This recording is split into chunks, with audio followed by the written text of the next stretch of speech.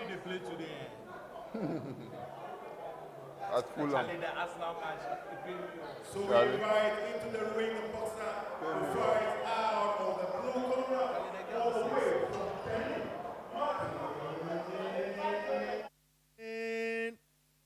Martin Klakavi.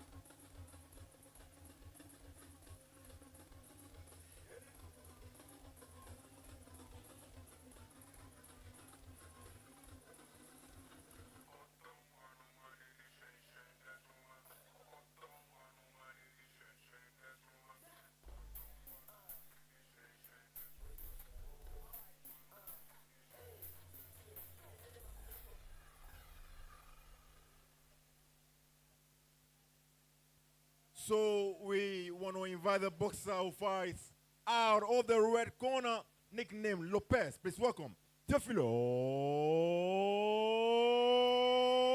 Alote.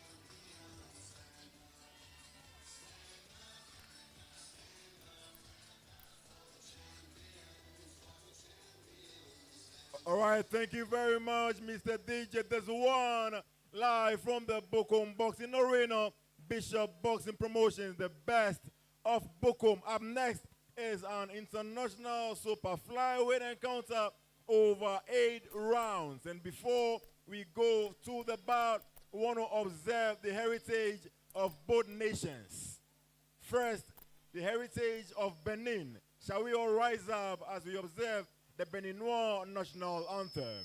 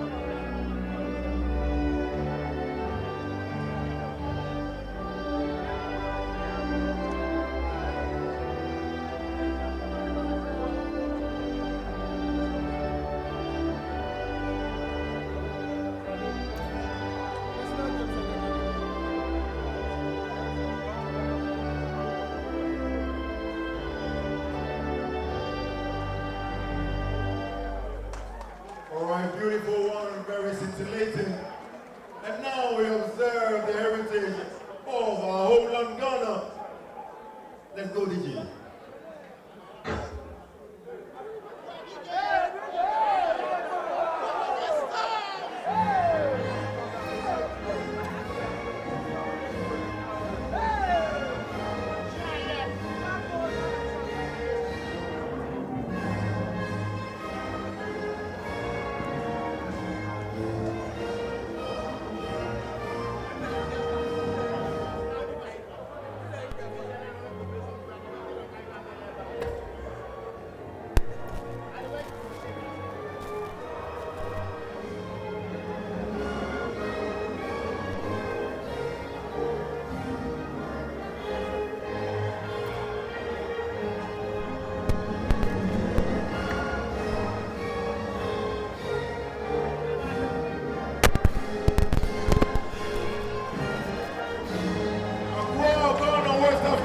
Are you ready?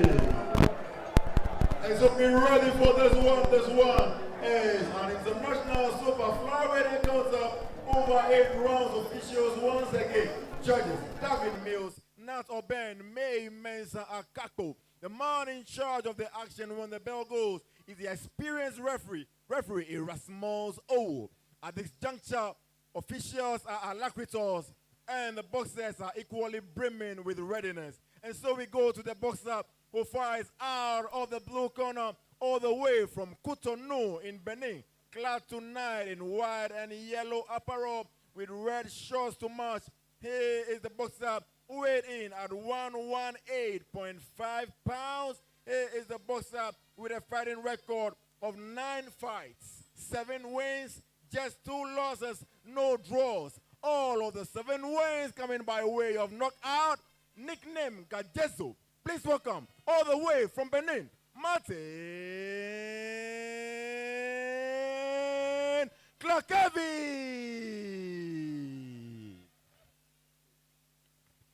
And his adversary across the ring from the red corner.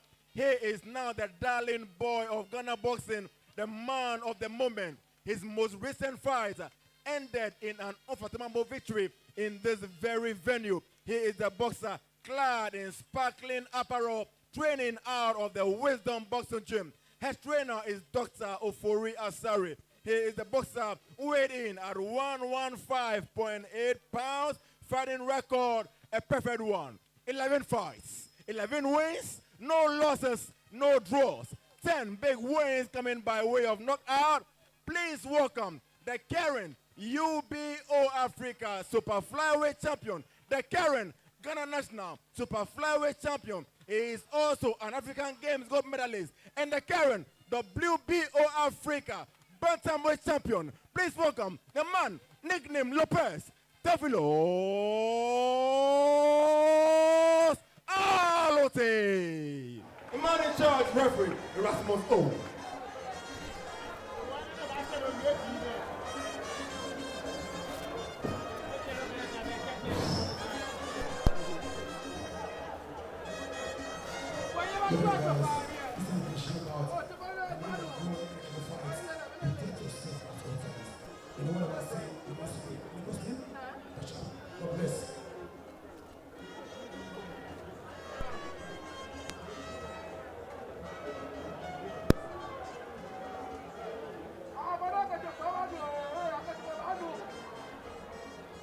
And you saw him exchange a deep hug with his trainer, Coach Ofori Asari, just before Coach Asari left the ring, leaving him to battle Martin Kwesi Kaklevi, the man who has come all the way from Benin in this crunch international super flyweight contest that is scheduled for 8 rounds. Is the best of Bukom, presented by Bishop Boxing Promotions, and is live on KA Sports Boxing from the Bukom Boxing Arena, Accra, Ghana. Theo returns for the first time since defeating Daniel Gosh in spectacular fashion in this very ring back in June. What are your expectations of him in this fight? I think that I like the fact that Theophilus is keeping active as he comes himself to Teofimo Lopez. He is being active, and that is good because as a boxer, there is no need, you don't need inactivity, and he being back in the ring, and this being an international bout, it says a lot about the mentality of the fighter and the team managing him. And I wish him all the best. Let's see how it goes. I know Teofimo Lopez, as he's affectionately called, victory. So Theophilus Pakualote, the man they call Theo Lopez or Teofimo Lopez, up in the multicolored brown, black, shorts, very shiny. While the man from Benin is in the multicolored yellow, white, black trunks with the yellow socks and the red shoe to match.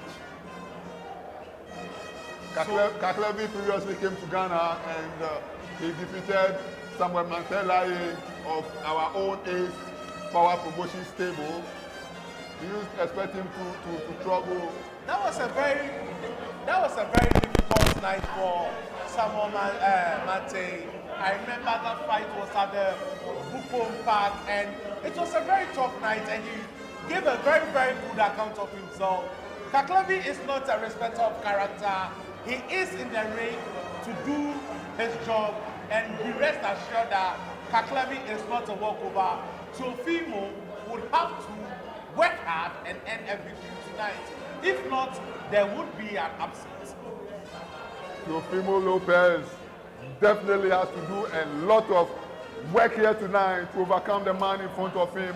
And Kaklevi also boasts the height and reach advantage in this particular encounter. Now Teofimo is on the attack. In the first minute of the round, there was no punch thrown. The only punch was thrown by Kaklevi, which he missed. So there's nothing much in this round. Teofimo just landed a couple of punch. That was just one punch. So I'll edge it this particular round to Teofimo Lopez.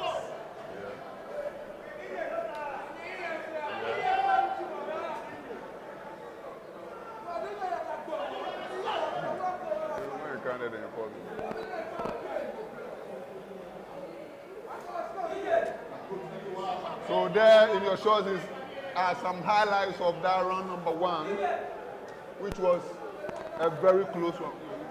Very close one, and I'm so happy I'm not a judge in this situation, or not even the man behind the Leatherman card.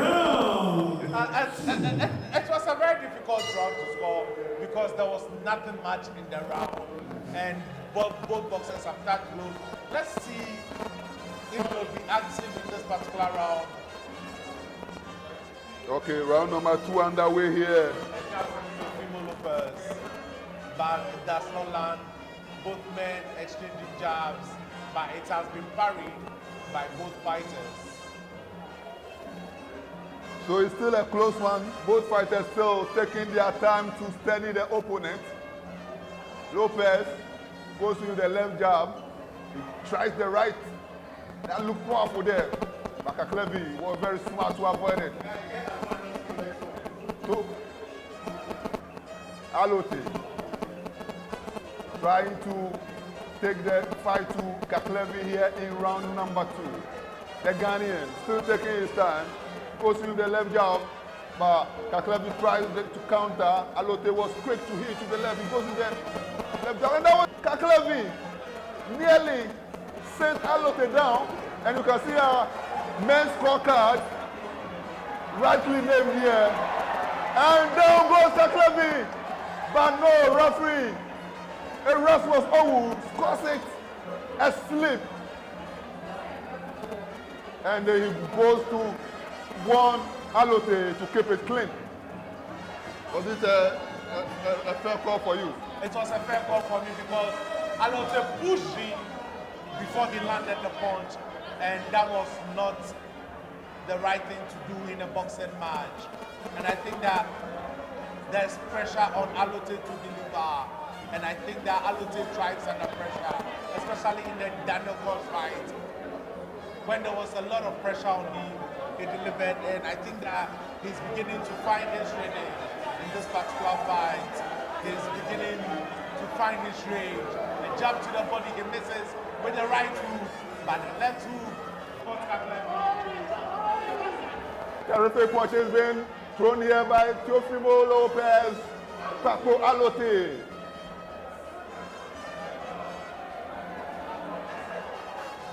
One thing I don't like about Alote is that he doesn't fight to the referee's instruction. Anytime there is a clinch, he doesn't throw off punches. He is always waiting for the referee to separate them. It doesn't matter. So far as your hands are free, throw punches. And when he gets to the international stages, fighters are not. He is dominating right now, landing punches and punches. And Kagame seems to be in trouble.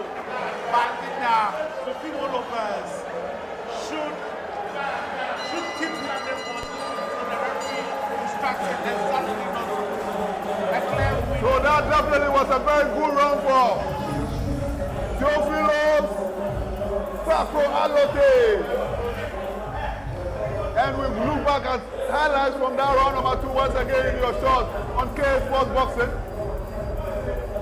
Very, very terrific round for Alote, who took the fight to Kaklabi. There was no much action in round 1, and I believe Coach Asari made a point clear to him to go to work in round 2, and we saw Alote arrive at work. There you can see him taking the fight to Kaklabi, delivering so many body punches, jabs, hooks, and the man from Benin appeared to be so much trouble in that round number 2. We're ready for the commencement of round number 3. In the middle is referee Erasmus Owu, very experienced official. And the third round is on. Alote goes with the left. Kaklabi, very focused. Backpedaling back. Obviously, still standing firm, and he complains of there has been a head clash. There was a clash of heads there. And Kaklabi was blaming Alote for it. But, and you can see the scorecard of Med after round number 2 is still Theo Alote in cruise control here. 2 rounds in, he leads comfortably 20-18 on our scorecard. Alote. And terrific double left hooks there by Teofilo Paco Alote, and he goes to work once again by Kaklabi, tries to counter, but Alote very smartly got out of the way of the Beninois. Kaklabi, very focused, watching his man, but Alote is doing all the work, going to the body. Kaklabi tried a hook, but it did not get near the opponent. Round number 3. This is an international super flyweight fray between the Ghanaian and the man from Benin. The Ghanaian, young as he is, won bronze for the country during last year's Africa Games here in Accra, Ghana. It actually took place right here in this ring at the Bukom Boxing Arena. He was very unfortunate to lose in the semi-final to the Zambian Patrick Chinyemba, but he was already assured of the bronze. He turned pro very few months later, actually in June last year, and within 1 year, he had become the Ghana champion, he had become the UBO Africa champion, and 2 months ago, he added the WBO Africa Bantamweight belt to his collection, and he has actually now started the second year of his career. This is the first fight of the second year of his career, June having passed since the anniversary of his debut. So he is looking for a first victory to begin the second phase of his career. The man who was about to become a world champion. Remember, after the victory over Gosh, he got rated in the IBF Intercontinental ratings. He's now at number 6. And also, IBO world rating is in the top 10. Theophilus Paco Alote. And round 3 is in the books. How will you rate how it went in round 3? It was a bit quiet round for Alote. Though I would expect much more from Alote. In this particular round, one thing he added to his fight was that anytime there was a clinch, he would punch, maybe whilst there's a clinch. So I think that is good. And he's still young. 1 year as a pro in over 10 fights. He has been an African champion in a matter of 12 months. And beginning the second chapter, I think that this is very, very fantastic. And the sky is the limit. I think that Akpakwalote has all the ingredients to be a world beater. And I know and believe that with the guidance of Coach Asari, he would achieve all he's meant to achieve. So, Paco Alote has been anointed for greatness. We await his coronation on the global stage. But it has to be one step at a time. He said it that fighting Gosh actually held the key to the door to his world title ambition, and he was going to open that door by defeating Gosh, and we saw how majestically he delivered here that night, the 13th of June, right here at the Bukom Boxing Arena. I remember speaking to American on the day after the fight, and all he was excited about was watching Teofimo or Theophilus Paco fight, and he was so delighted about the fight. And they have the temporal halt to the fight.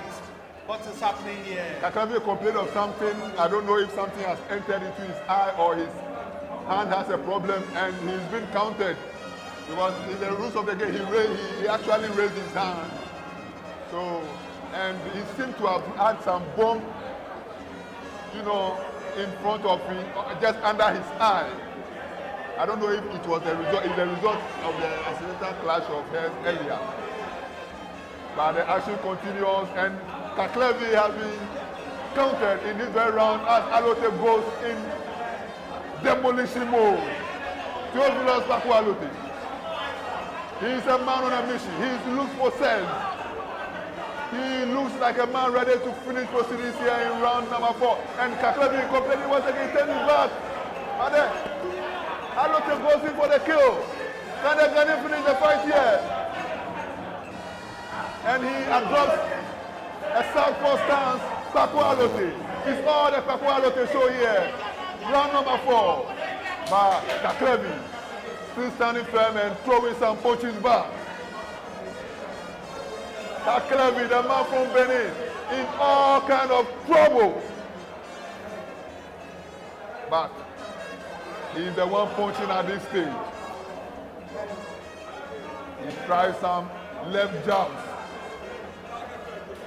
But Alote goes to the body with multiple combinations. He does it once again. Paco Alote, he goes in. Exchange of punches. Oh, terrific performance by Theophilus Paco Alote, and he remains very focused. And there gone by was the men's scorecard after 3 rounds, all in favor of Theophilus Paco Alote. And round number 4 is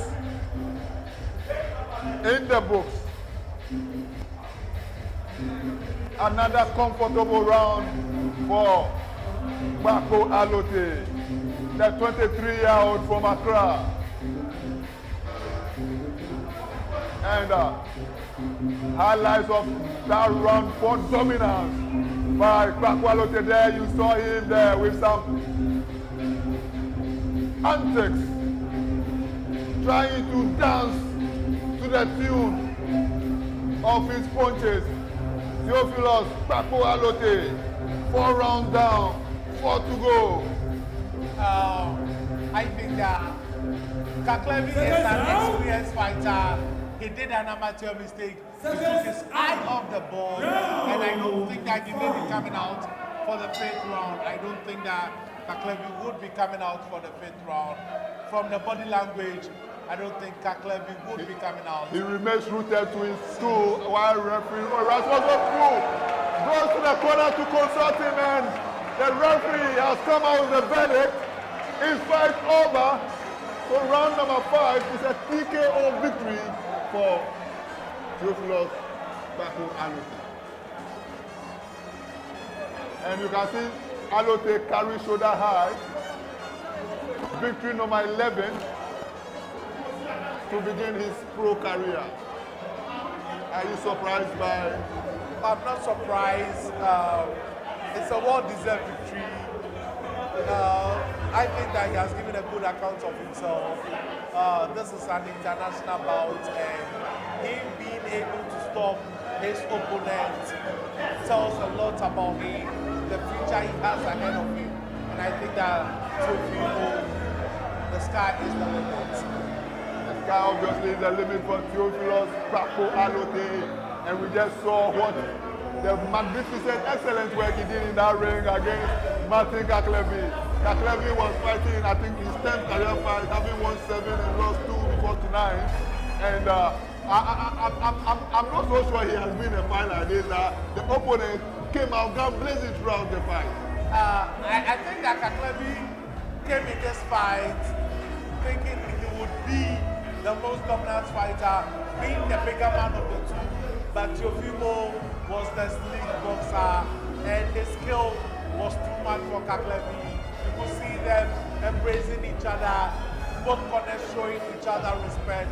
That is all this is all about. After the fight, we all unite in order to short road. Shall we give both boxers a huge applause? So we invite the president of Bishop Boxing Promotions, Mr. Dave Bishop. Please join us in the ring at this point.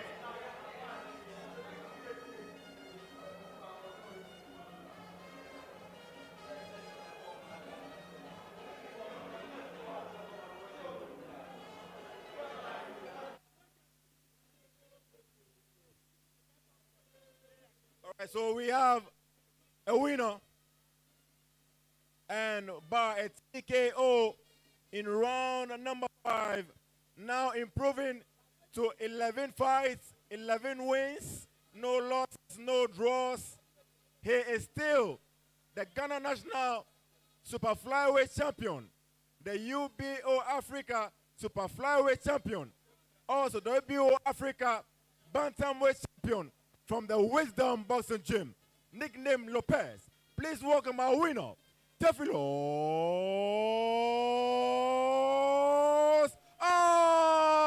Kwakwalote. And so,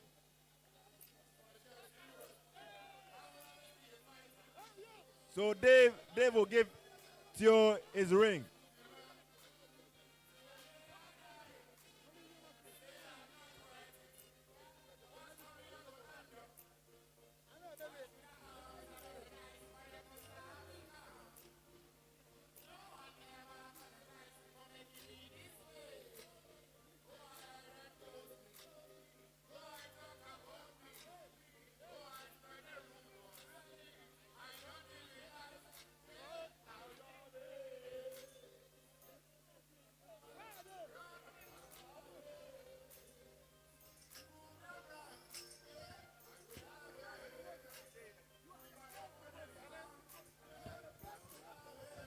All right, the champion himself is in the ring.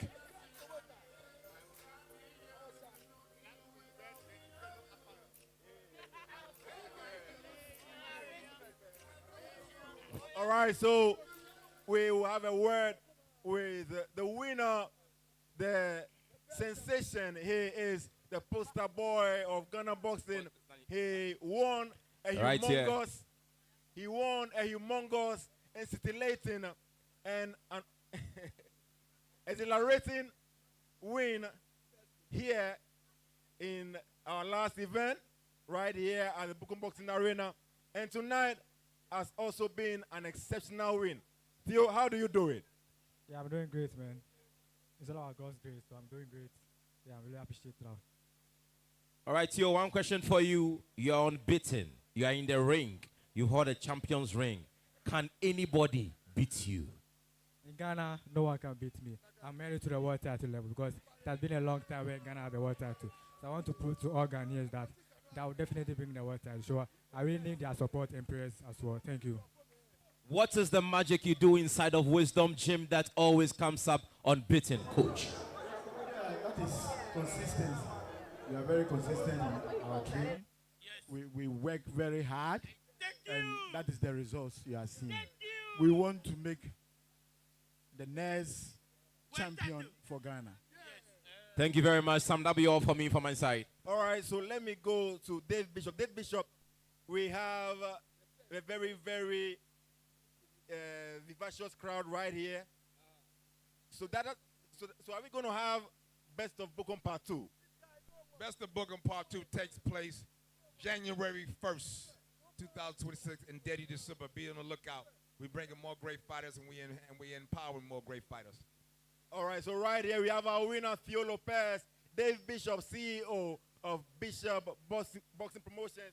Still right on. We are still heading on to our next bout, Best of Bukom, right here at the Bukom Boxing Arena. Before you go, he has a message to his fans.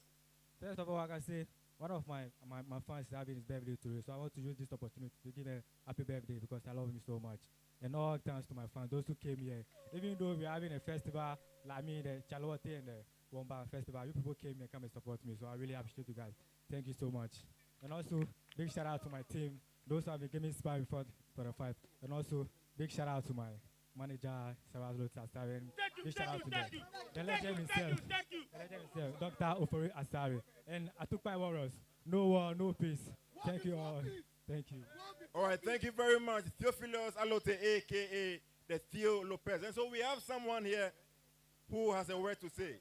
All right, so Emmanuel Maule, yes? I want to challenge him. So Emmanuel Maule wants to challenge Theo Lopez. Why do you want to challenge him? I want to challenge him because he's a good boxer. And also, I'm the best, so we have to make this happen so that we will see who is the best.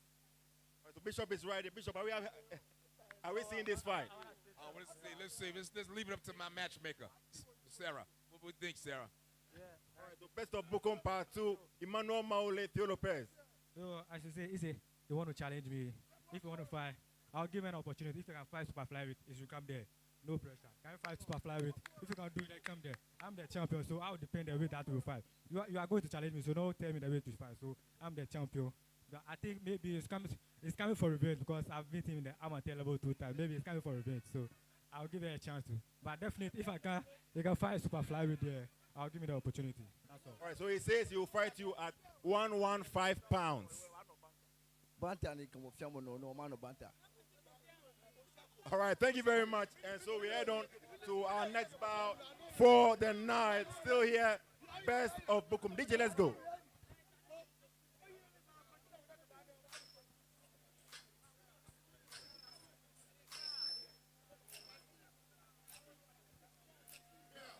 All right, so we're still here, Best of Bukom, live on KA Sports from the Bukom Boxing Arena. And our next bout is also a grudge matchup. It is a super featherweight encounter over 8 rounds. Stephen Kofi from the Bronx Boxing Gym comes up against Jamina Kessie, a.k.a. Agope. Officials for this bout, judges Erasmus Owo, David Mills, May Mensah Akakpo. Referee Nat Oben would be at the center of affairs. And now inviting the boxer who fights out of the blue corner from the Complex 4 Boxing Gym. Please welcome man known as Agope, Domino Kersey.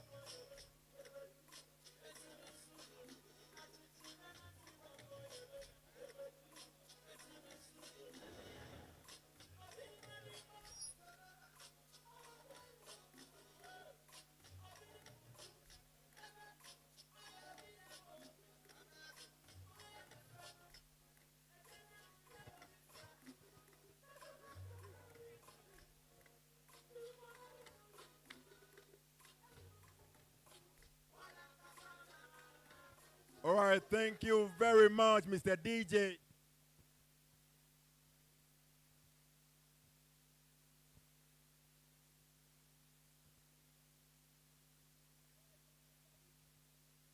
And so inviting into the ring the boxer who trains out of the Bronx Boxing Gym. Please welcome a man known as the Dominant, Stephen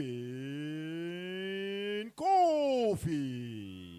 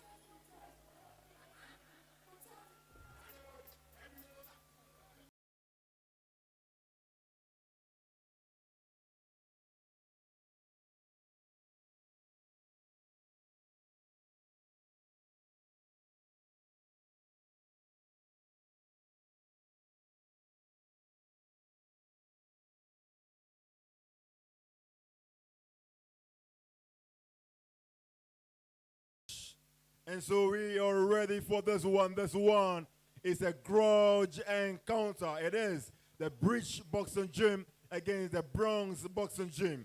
Officials for this very super featherweight encounter, we have judges Erasmus O, David Mills, May Mensah Akakpo. The man in charge of the action when the bell goes is referee Nathaniel Obeng. At this juncture, officials are alacritous and the boxers are equally ready. And so we go to the boxer who fights out of the blue corner. He trains out of the Bridge Boxing Gym. Head trainer is Coach Suleimanu Koli. He is the boxer who weighed in at 132.1 pounds. He is clad tonight in white and gold apparel with black boots to match. He is the boxer who hails from right here in Bukom. Fighting record 7 fights, 5 wins, just 1 loss, and 1 draw. All of the 5 wins coming by way of knockout. Please welcome the boxer nicknamed Agope, Domino Kersey. His adversary across the ring, fighting out of the red corner, training out of the Bronx Boxing Gym. Trainer here is Coach Samuel Amma. He is a boxer who is clad tonight in red, gold, and white apparel with black boots to match. He weighed in at 131 pounds, fighting record 8 fights, 6 wins, just 1 loss, and 1 draw. All of the 6 wins coming by way of knockout. Please welcome the boxer nicknamed Dominant, the man, Stephen Kofi. Man in charge is referee Nat Obeng.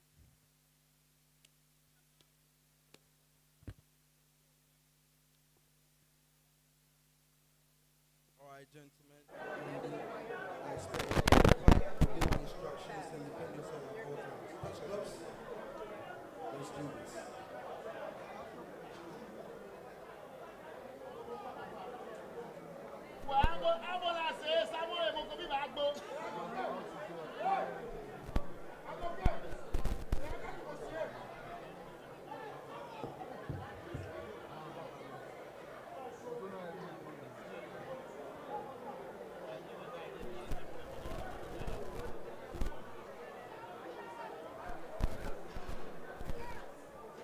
Round 1.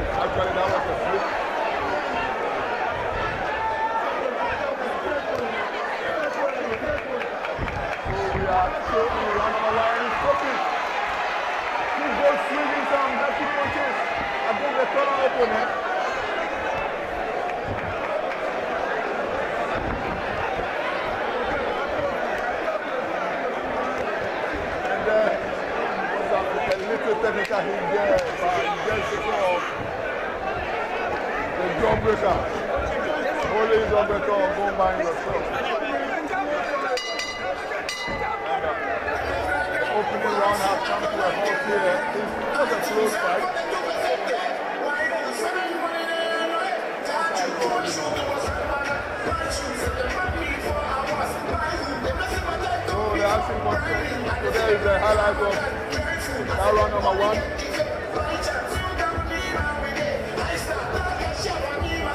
Kofi was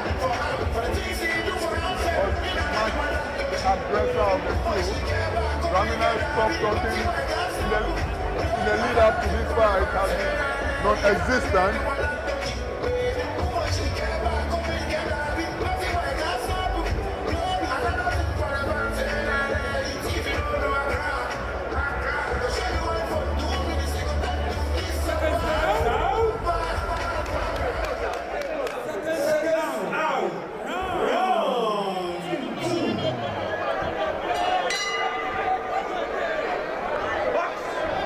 Round number 2.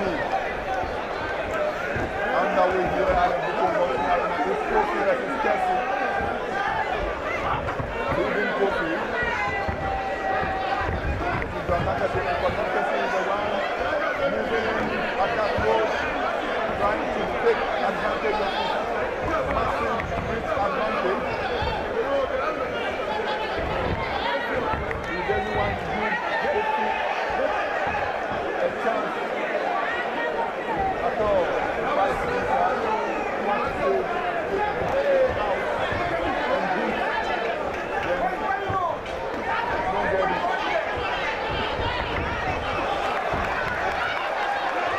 Kofi looking very, very dangerous, but none of the punches finding the target, and he goes in with a swinging shots at Jamila Kessie, exhibiting some great ducking skills there. Oh!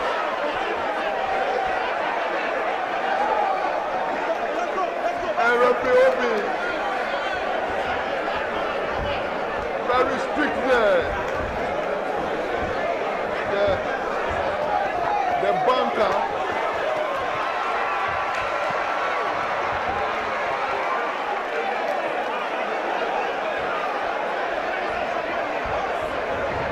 It's an all-scene affair here in round number 2. The fight going so very, very.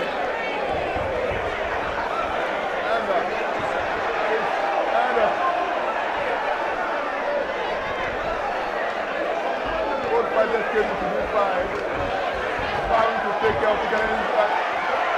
Jimmy Kofi delivering some extra pressure, refusing to be clipped, to be held by Jamila Kessie. Jimmy Kofi, and he seated himself.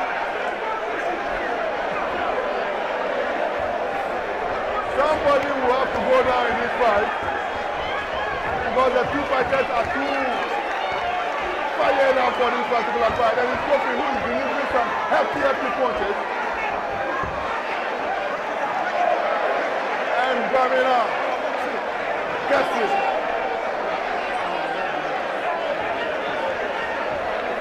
And referee Nathan Elobi, very, very strict official. He is a bunker, and until the elections were put on hold, he was the only candidate going for the treasurer position of the Ghana Boxing Authority, the multilingual Nathan Elobi. He can speak French, he can speak Arabic, and it's Jamila Kessie who connects. Okay, and then French the damage. Jamila, as the round comes to a close, round number 2 in the books.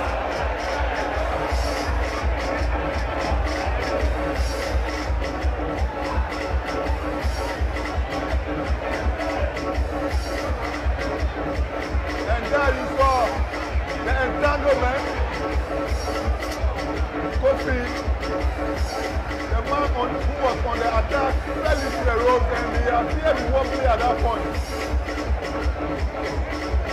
More action from round number 2 in your shows ongoing. Highlights, of course. Down to the money of K Sports Boxing. And it was the turn of Jamila there, but the bell sounded. And it's a give and take affair so far in this particular video.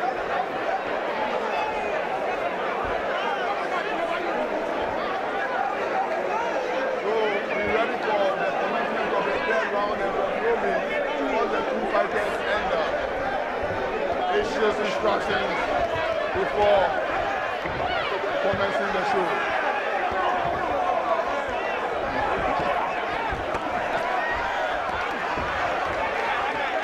I think the fight so far has been a cagey fight.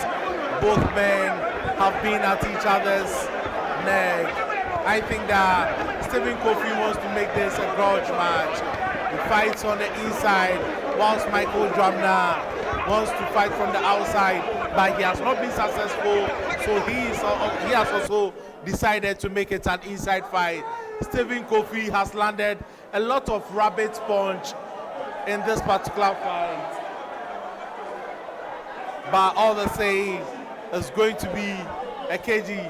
The referee calls a halt to the fight, but Kofi lands a punch, and he's been given some firm warning by referee Nat Obeng. So the action continues in round 4. It's a close one. After 2 rounds, Mel scorecard has it even. Round 1 to Kofi, the second round to Kessie. And there is the scorecards of Meds in your shots at the moment. It's stuck even after 2 rounds. Nothing to separate our 2 fighters here.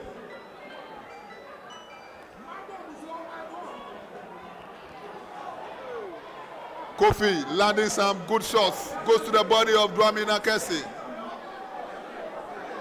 Kofi lands, goes to the head. Dwamina appeared to have been rattled up, but no, he's still standing firm.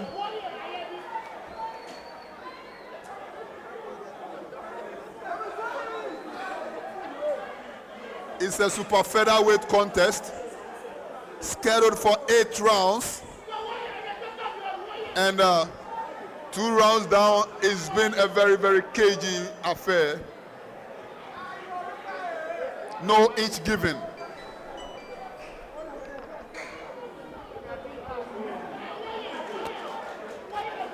So far, I don't. We need to see both fighters pace themselves well for this 8th rounder. Stephen Kofi has been on a high work rate. Will he be able to manage his gas tank and continue all 8 rounds? It's been an action pack so far.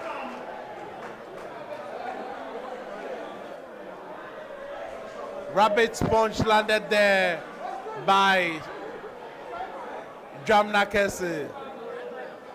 The referee speaking to both fighters. They need to calm down and observe the Queenberry rule. Referee Nathaniel Obin, a very, very strict ring official. And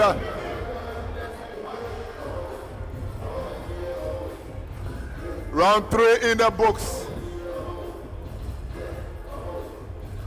is the Bishop Boxing Promotions event, their maiden event since joining the Ghanaian boxing fraternity, and it's coming live on K Sports Boxing.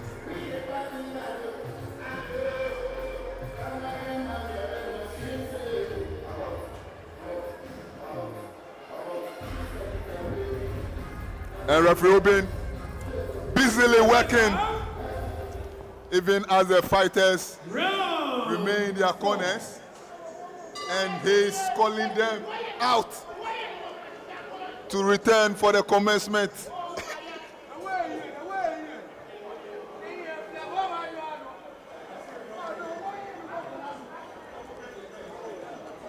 Referee Obi, a very, very strict ring official.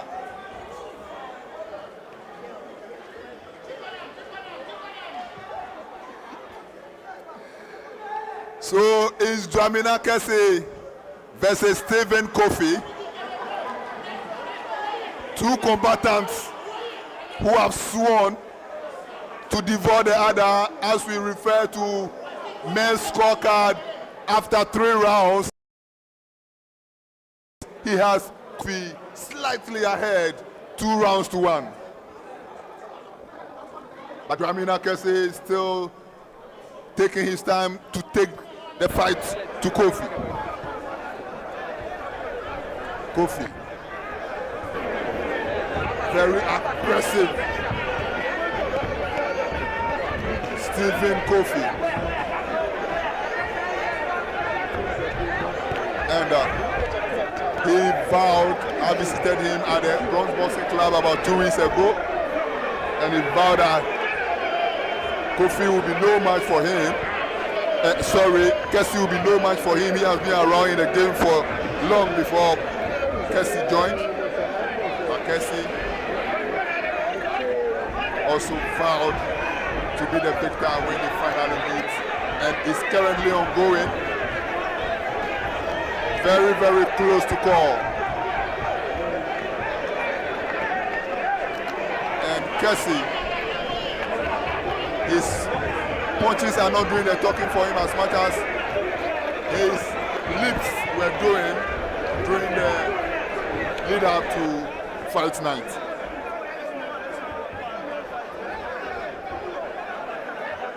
Super featherweight contest. This is scheduled for 8 rounds. After this, we have 3 more fights to go for tonight's show. The maiden event by Bishop Boxing Promotions. They call it the best of Bukom.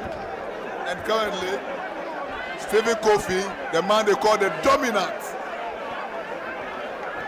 He is called Dominant. You can see it boldly written behind his shots. Stephen Kofi. He goes to work, lands a terrific one there.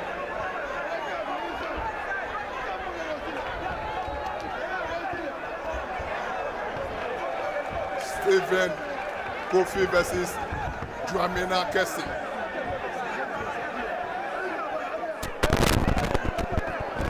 Kese taking his time. But Kofi in no mood at all to relax. He goes swinging another right hook once again. And round number 3 has gone down. Round number 4, sorry, has gone down in the books. Dominant versus Dramina Kese.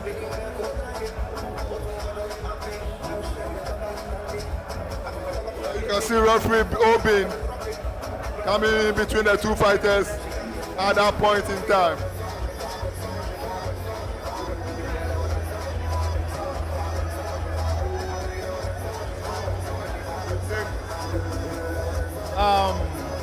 So far, after 4 rounds of action, Kofi has been the aggressor. You could see that he wants it more. Though it's been a cagey fight, just by sheer aggression, I think that Kofi is winning the rounds in my books. Round 5. So, it's going well for Stephen Kofi, according to our experts in commentary position. Yo Jason, the man they call Med.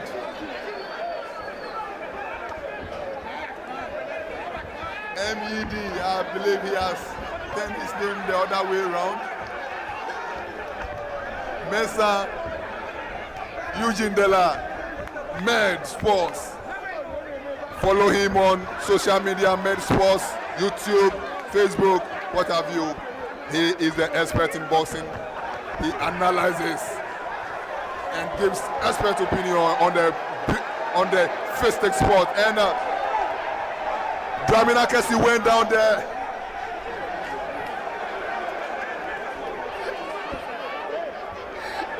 The eccentric referee Obin, the enigma of affairs.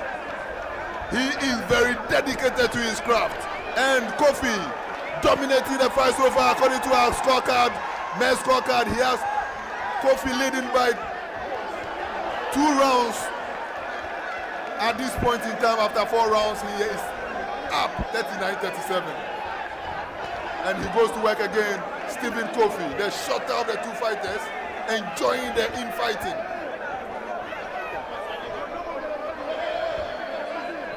Dramina Kese doing very little. See now he has opened his mouth. That means he is seeking for more air. That means he's running out of energy, and I think that as the fight travels along, Stephen Kofi will be more dominant, just like his name says. They're dominating here in Accra, the capital of Ghana. Is the best of Bukom boxing fight night, and is the dominating Dramina Kessie at this point in time. Stephen Kofi taking a fight to Dramina Kessie. It's a super featherweight Akwabudo scheduled for 8 rounds, and Kessie is leading. Kofi is leading according to Med's scorecard. But remember, that's not the official scorecard, which has Erasmus Owu, David Mills, and Dramina Kessie clearly exhibiting signs of fatigue at this point in time. Round number 5. So Memesa Akako, David Mills, and Erasmus Owu are the judges for this particular fight, with Nat Obin, obviously the referee in the middle, and our reserve referees.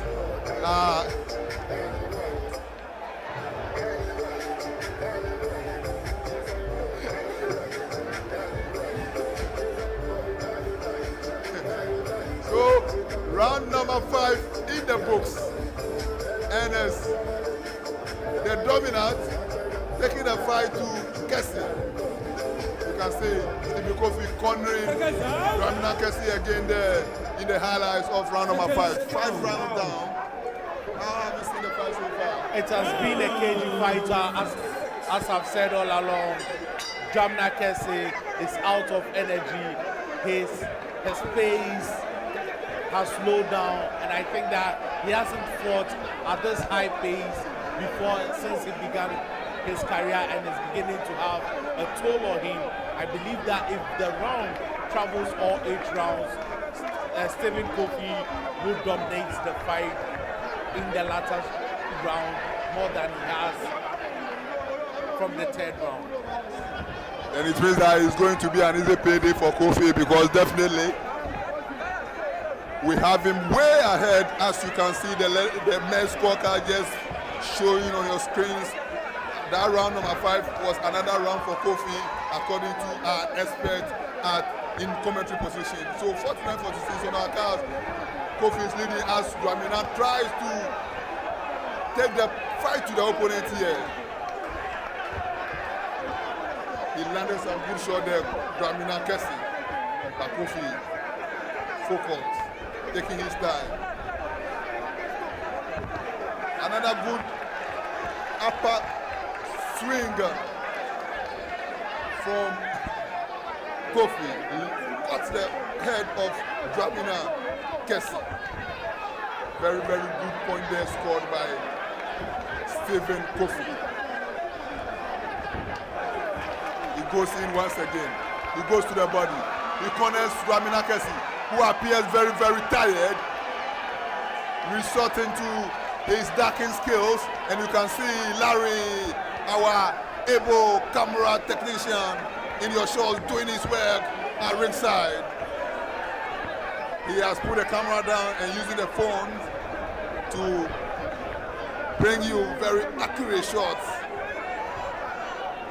different from which the ones our camera is bringing to you live on your shots at the moment. And it's Stephen Kofi doing all the work, and Dramina Kessie sits down. Is that a knockdown? Referee Obin didn't score it, a knockdown. The referee should have scored that a knockdown, because he clearly sat on the ropes. Though the rule states that any part of your body besides your feet should not touch the canvas, he clearly sat on the ring, and the referee should have scored that a knockdown. So a negative there for referee Obin. Clearly Dramina Kessie sat on the ropes and was out of competition at that point. But Kofi is unfazed. He is still in the mood to inflict more punishment on Dramina Kessie, which he's doing currently. And Dramina Kessie appears to have a massive following here because the little attempt he tried to make saw the crowd cheering crazily. Meanwhile, it's Kofi who's been doing all the work 6 rounds in. As we go back to watch highlights of that round number 6 again, you can see Dramina Kessie gasping for breath.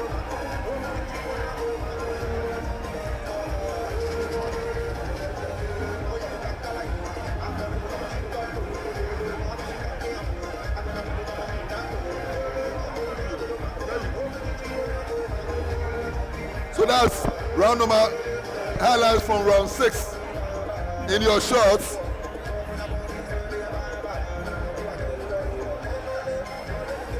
Second down.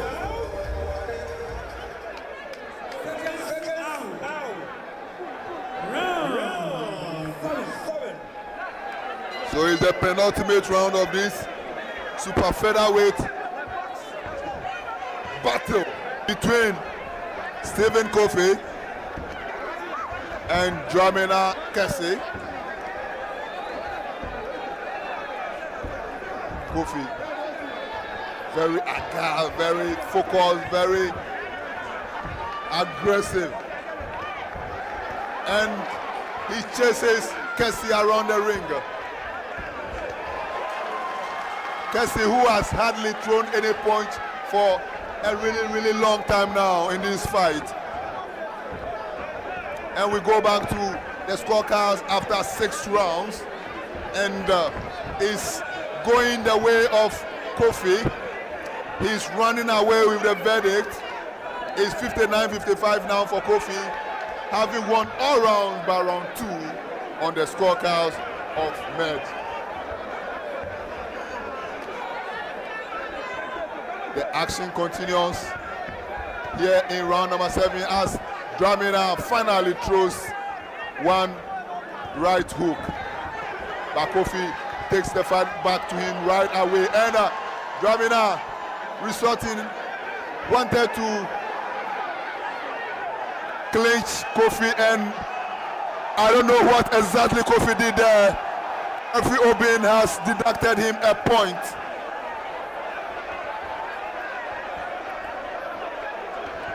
Did you see that?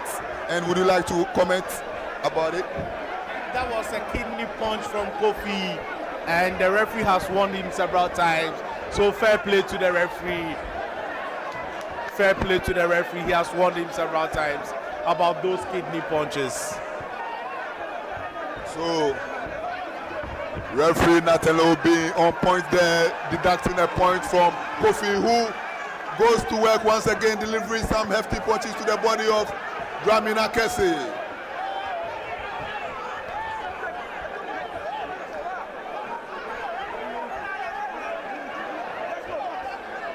Round number 7.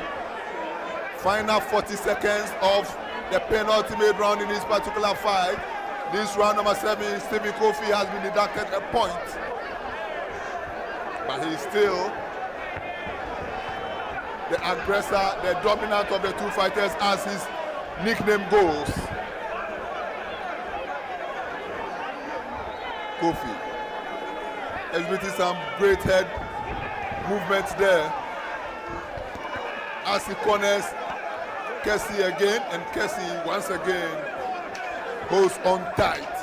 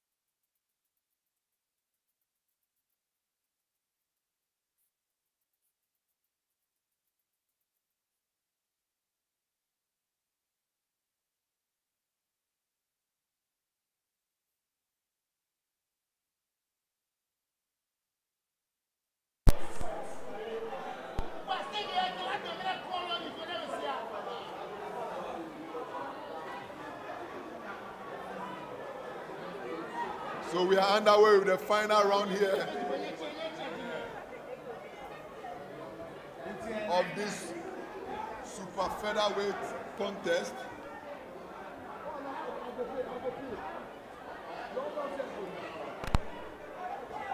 Stephen Kofi, the man who goes by the nickname Dominant, has been dominant in this fight. And it's Dramina Kessie,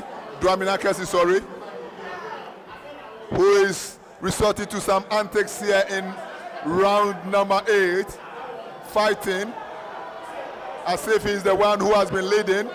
And we go to the scorecards once again. And despite the subtraction of a point of Stephen Kofi in that particular round, he still didn't lose the round. And another poor show there by Kofi, but referee just gave him the normal warning. So Kofi should win this fight, barring suffering any knockdown.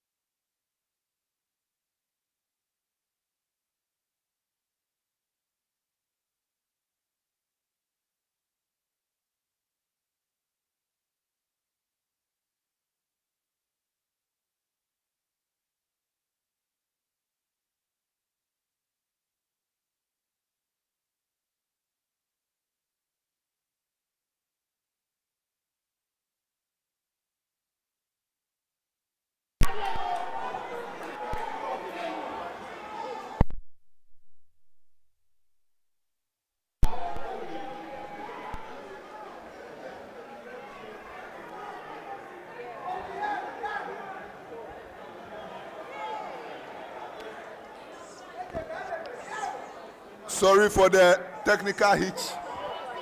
We are back in your shots. The picture is back in your screens,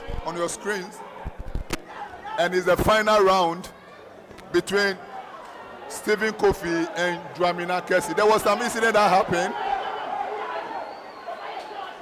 during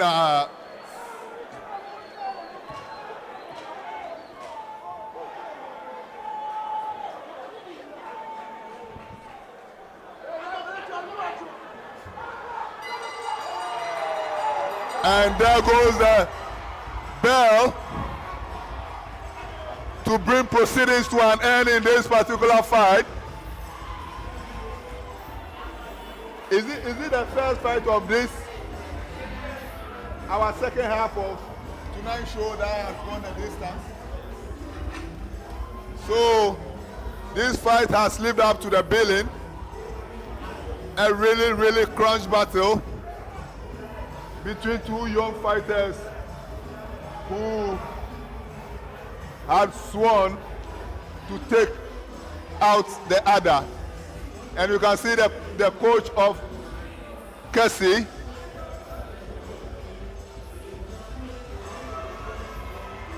appeared to have been issuing some angry words there.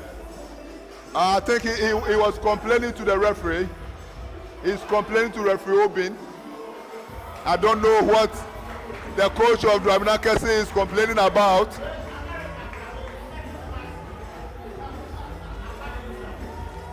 And there you have the final scorecard from my good friend in commentary position with me, Eugene Della Met. And it's a clear victory for Stephen Kofi, who lost only one round.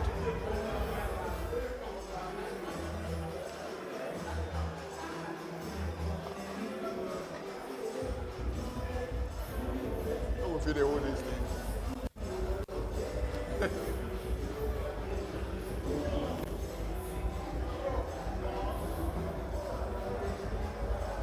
So, highlights of the fight we just ended. Thank you very much, Mr. DJ. And you can see Kofi. Still here, best of Bukom exhibiting more of the damages we saw him inflict. Give both boxers a huge applause.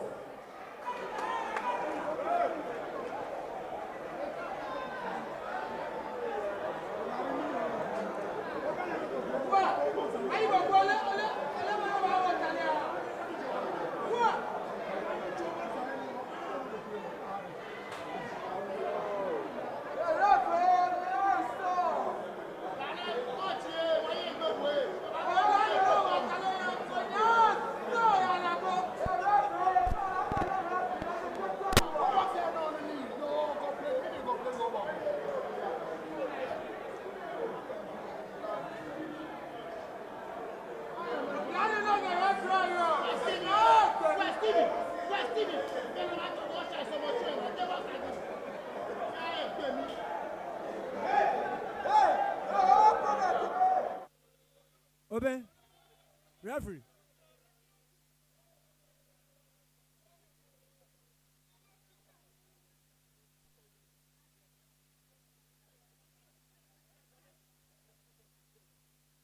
All right, so before we announce the verdict, we want to announce there's a message from Aite Powers Boxing Promotions. They are doing an event on the 27th of next month, and it is headlined by Emmanuel the Game Boy Tego. That is the comeback of Emmanuel Game Boy Tego on Aite Powers show next month 27th, right here at the Bukom Boxing Arena.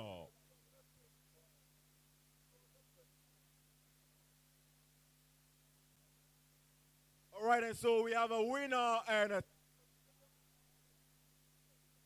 so the verdict from the scorecards, Judge 1 scored about 78-74. Judge 2 scored about 80-73. And Judge 3 scored about 76-76. Our winner by a majority points victory, the man all the way from the Bronx Boxing Gym, nicknamed the Dominant, Stevie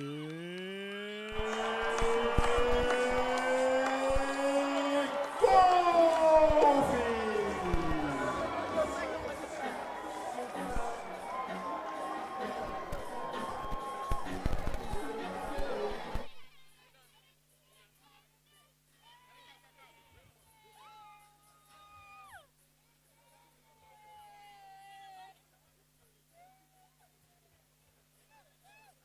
We'll have the ring presentation now. The champion ring himself.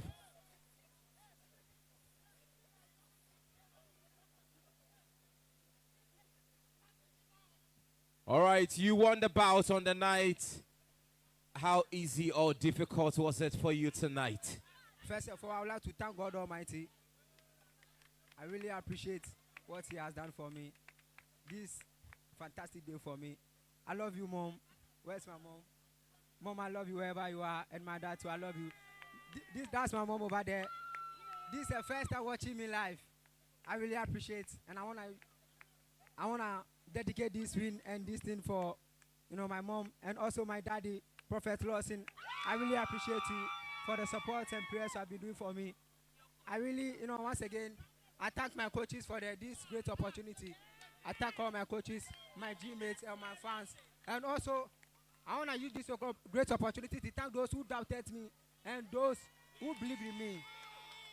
And also, I would like to give this great opportunity thanks to Bishop Dave for giving me this opportunity and also sponsoring my shirt.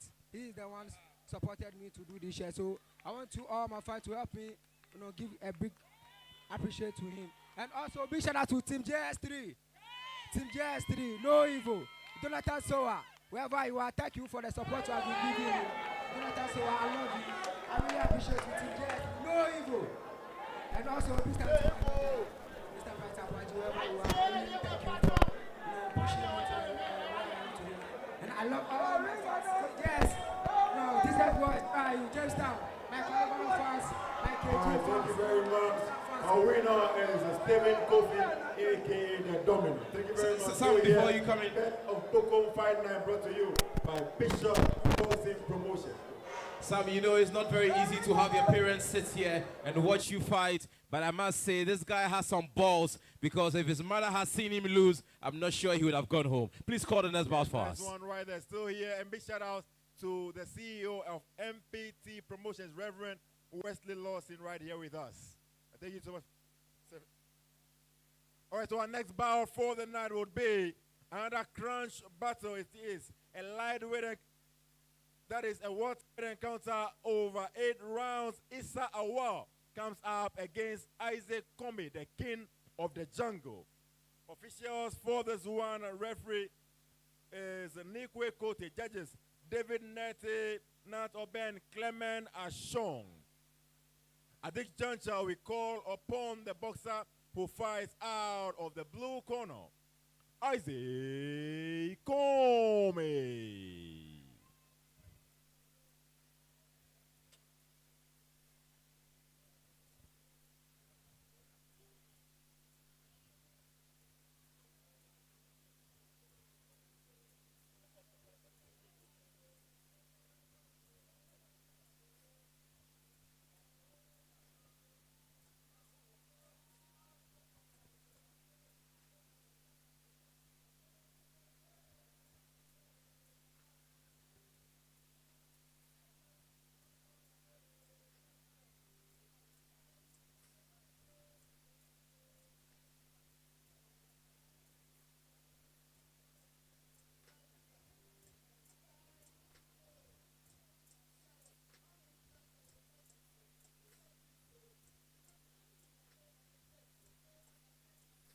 Isaac Comey.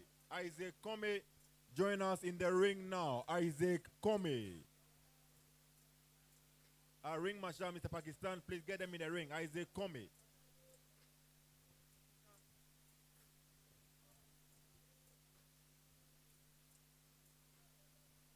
All right, so meanwhile, a big shout out to Mr. Ago. Mr. Ago, he is a big boxing enthusiast and he has been helping a lot of boxers and boxing people. Mr. Ago,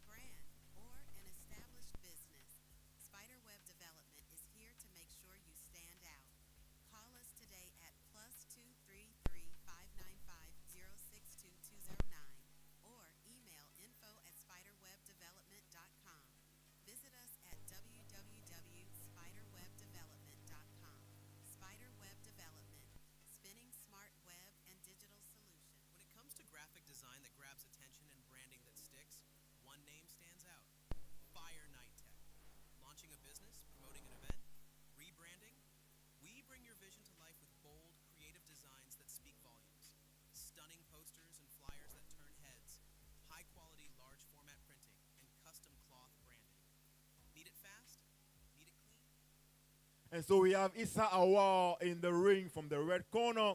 And now we call upon the boxer who fights out of the Accra Boxing Club. Out of the blue corner, please welcome Isaac Comey.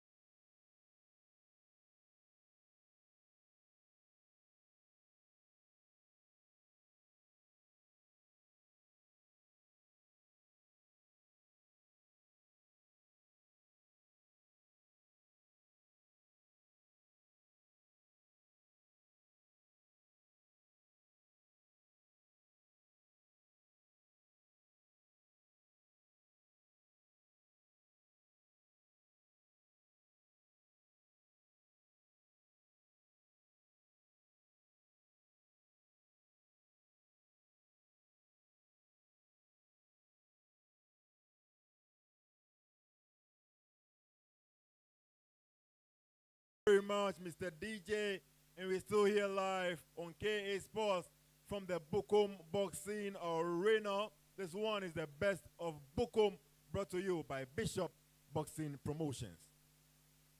And our next bout is a welterweight affair, over 8 rounds. Officials once again, referee in charge is Nikwe Kote. Our judges, David Nete, Nat Oben, Clement Ashong.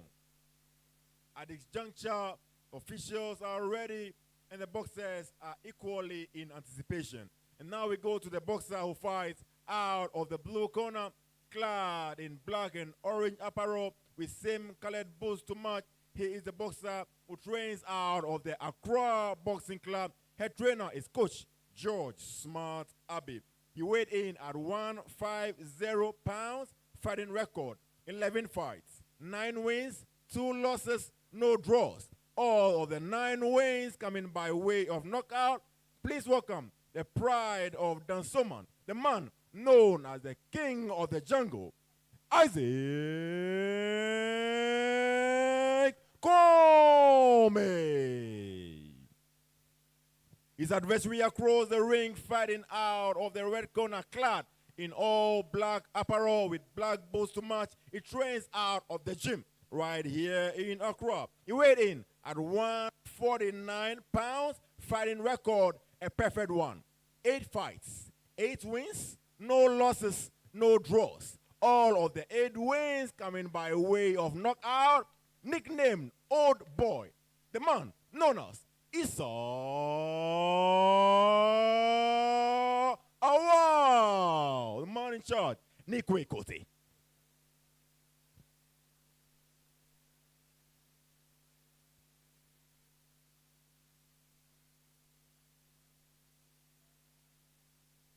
Okay, guys, you know the rules. Protect yourself at all times. You obey my command. Fight hard, but fight clean. Touch gloves. Good luck. It's another crunch one. A really, really tough battle lays ahead in this welterweight clash. It's Issa Awal versus Isaac Comey. Issa Awal is undefeated, has won all 8 career fights, all by way of knockout. And Comey, who previously was a kickboxer, has won 9 and lost 2, but all 9 he's won have all been won by knockout. So this is a clash of 2 knockout specialists, and Comey goes to work straight ahead. He got Issa Awal in all kind of discomfort, and referee Nikwe Kote scoring a knockdown against Issa Awal just seconds into the fight. And Awal moves into attack mode by Comey, the taller of the 2 fighters. And Issa Awal in all kind of trouble. And he's been scored. He's another knockdown. 2 knockdowns for Issa Awal in round number 1. He was talking very tough when I went to the gym to interview him. He said he is a man on a mission, waiting to explode on a well scene. But tonight, Isaac Comey is making mincemeat of Issa Awal, and the fight is over in round 1. And Issa Awal is angry, he's furious. He's pushing the referee. He's, oh, look at this. So sportsmanlike from Issa Awal. He was not at the races in this fight at all. And the referee, after 2 knockdowns, with Isaac Comey still dominating the show, decided to call it a night. But Issa Awal did not take kindly to it at all, and he was shoving the referee. If he hits in the back of the head of the referee, our fight is over in round 1.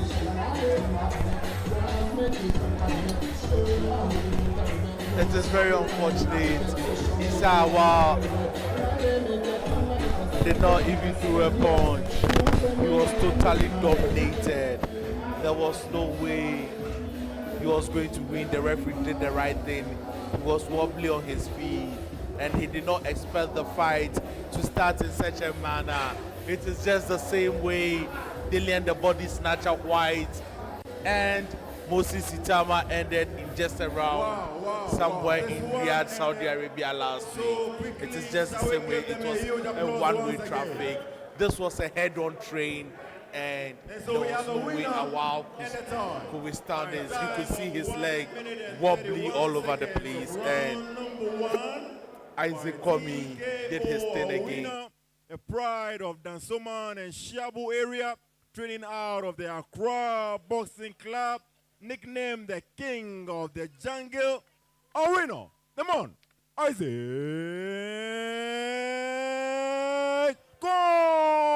Comey. And a word with Isaac.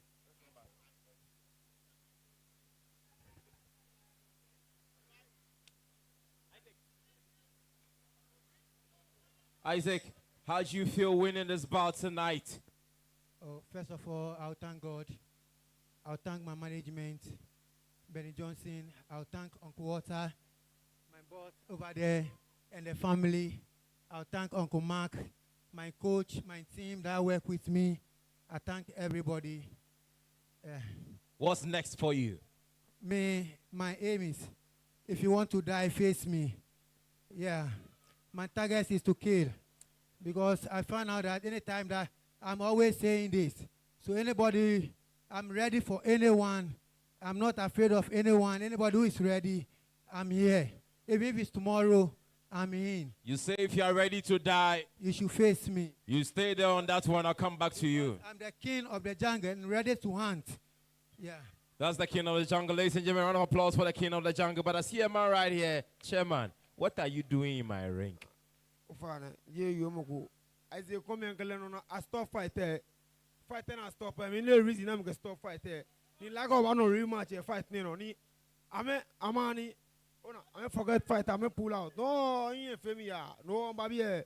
Oh, man, you open it. Ninkle, no. Bukoni le la nyemi. Eli.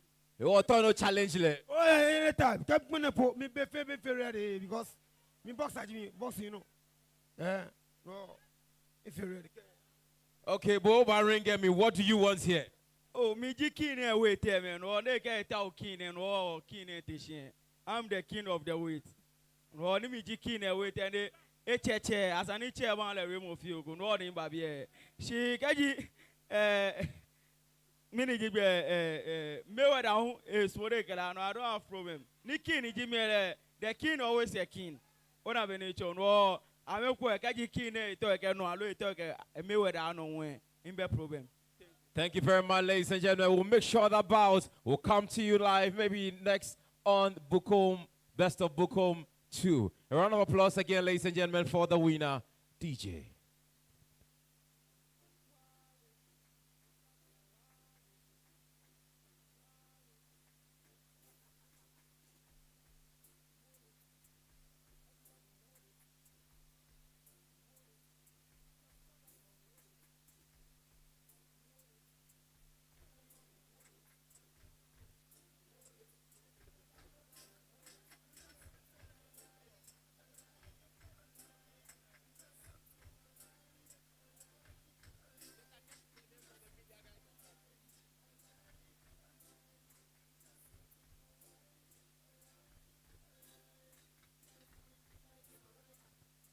Thank you very much, DJ. We'll go straight to the next bout of the night. It's going to be a cruiserweight contest of 8 rounds.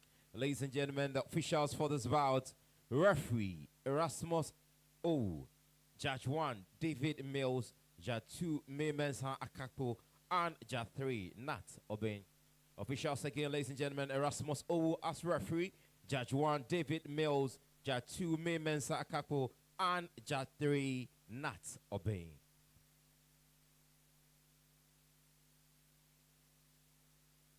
I want to say a big thank you to all the media house present here today. TV XYZ, Omashi TV.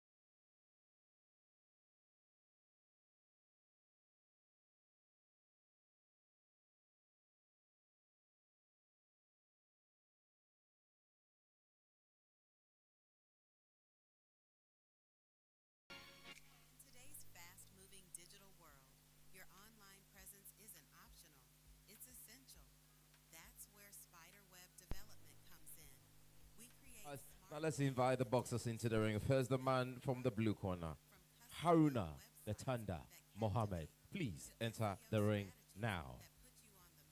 DJ. Whether you're a startup, a growing brand, or an established business, Spiderweb Development is here to make sure you stand out. Call us today at +233-595-062209 or email info@spiderwebdevelopment.com. Visit us at www.spiderwebdevelopment.com. Spiderweb Development, spinning smart web and digital solutions. When it comes to graphic design that grabs attention and branding that sticks, one name stands out: Fire Night Tech. Launching a business, promoting an event, rebranding, we bring your vision to life with bold, creative designs that speak volumes. Stunning posters and flyers that turn heads, high-quality large format printing, and custom cloth branding. Need it fast? Need it clean? Need it to wow? Fire Night Tech delivers. Call us today at +233-55151-6402 or email firenightech@gmail.com. Fire Night Tech. Create, design, print.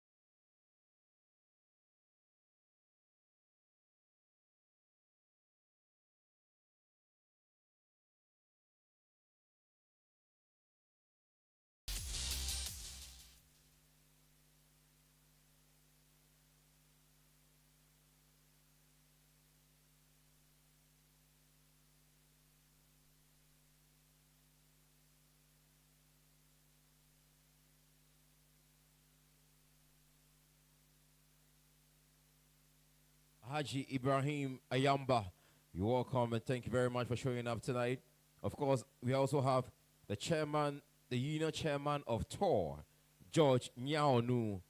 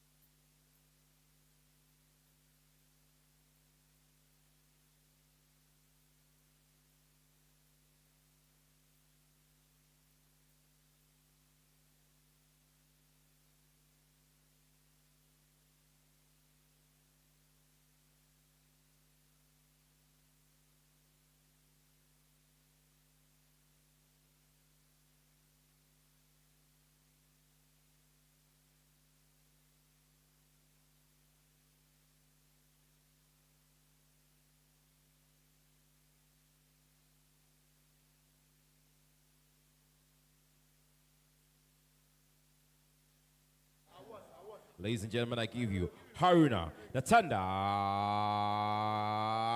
Mohammed.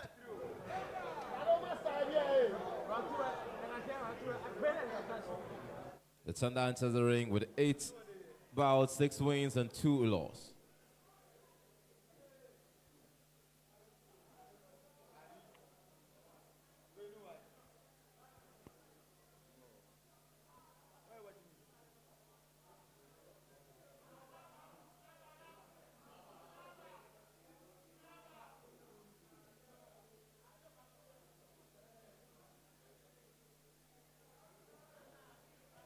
Judge number 2, Erasmus O, please take your seat. Judge number 2, Erasmus O, please take your seat before we continue.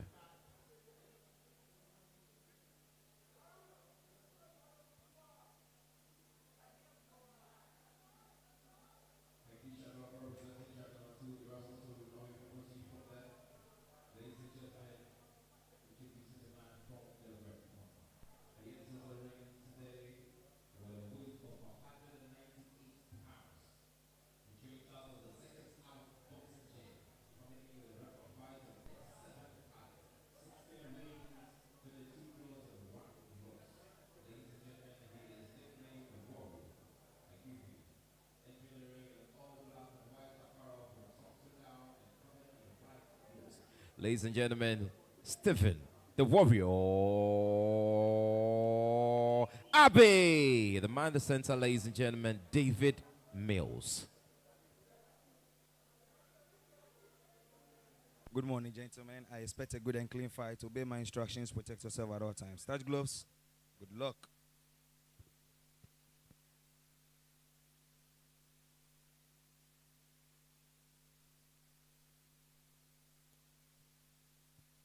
Round 1.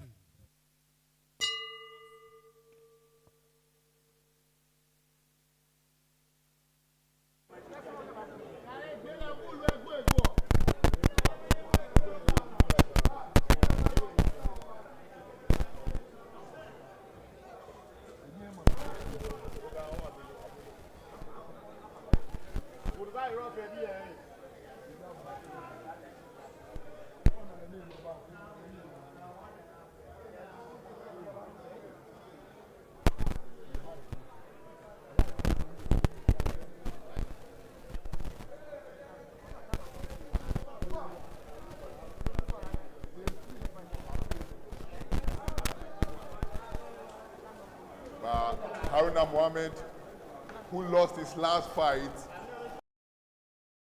of the big show to Ahmed Abdullah and the national title as well. 6-4. A quick rebound as he re-strategizes how to go forward in his pursuit of world championship. And now Stephen Abbey with a terrific punch there. The veteran, former kickboxer as well. Very, very durable, very, very strong fighter.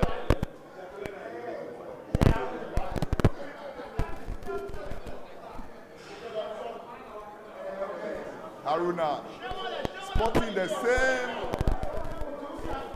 color of shorts as Tio Lopez did in defeating Martin Clark-Levy earlier. And he also has the SFC, I don't know if it's the Saudi Fried Chicken franchise, as sponsors behind the Wisdom Boxing promotion. So I think it's a Wisdom Boxing promotion, Wisdom Gym, uniform now, shorts sort of, the same color as Tio wore. And we are in round number 1 of this particular fight. It's scheduled for 8. And Haruna has yet to land any punch of note. And he still misses with the jab.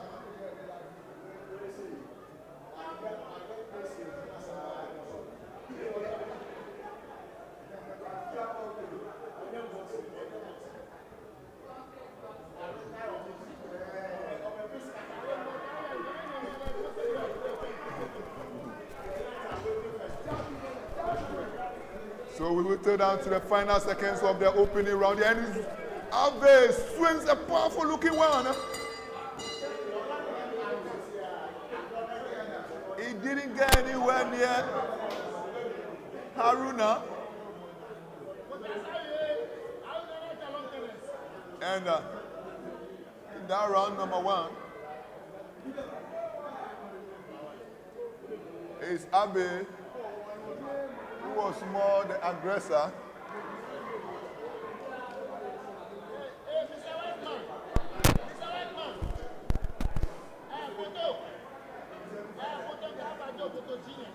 And those are the highlights.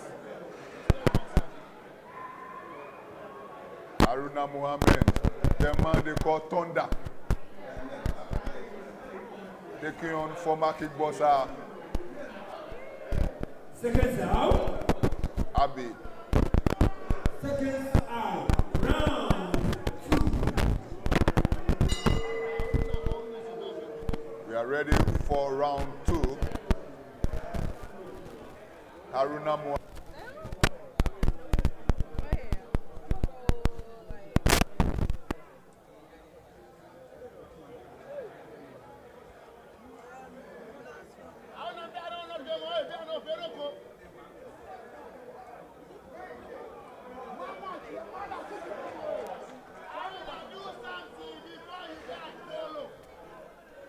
Haruna is getting very, very hot here this fight. Oh, very good uppercut there from Haruna by Abe.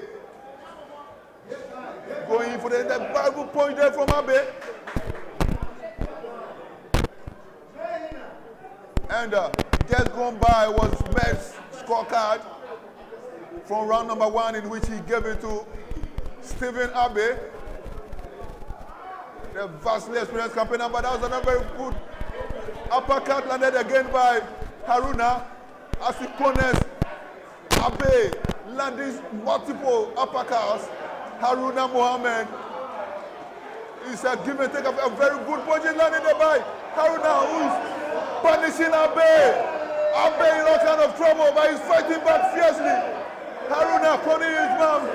Abe taking a lot of punishment from Haruna, but Haruna lacked the power point to take him down.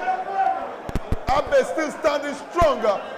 Multiple punches from, and down goes Abe. It's actually a knockdown scored by the ref.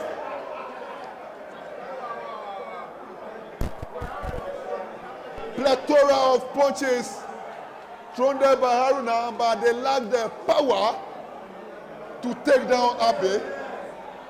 Actually, when Abe went down, if I didn't see correctly, I thought he fell off when he was trying to punch. But referee David Mills was there and saw it otherwise. And he goes to attack mode again, Stephen Abe. But Haruna, the match taller. Oh, what a punch from Haruna. And he sends Abe down. And Abe was just warming up to take the count and, continue with the fight, but referee David Mills thought he had seen enough to call off the contest. As we watch the highlights once again,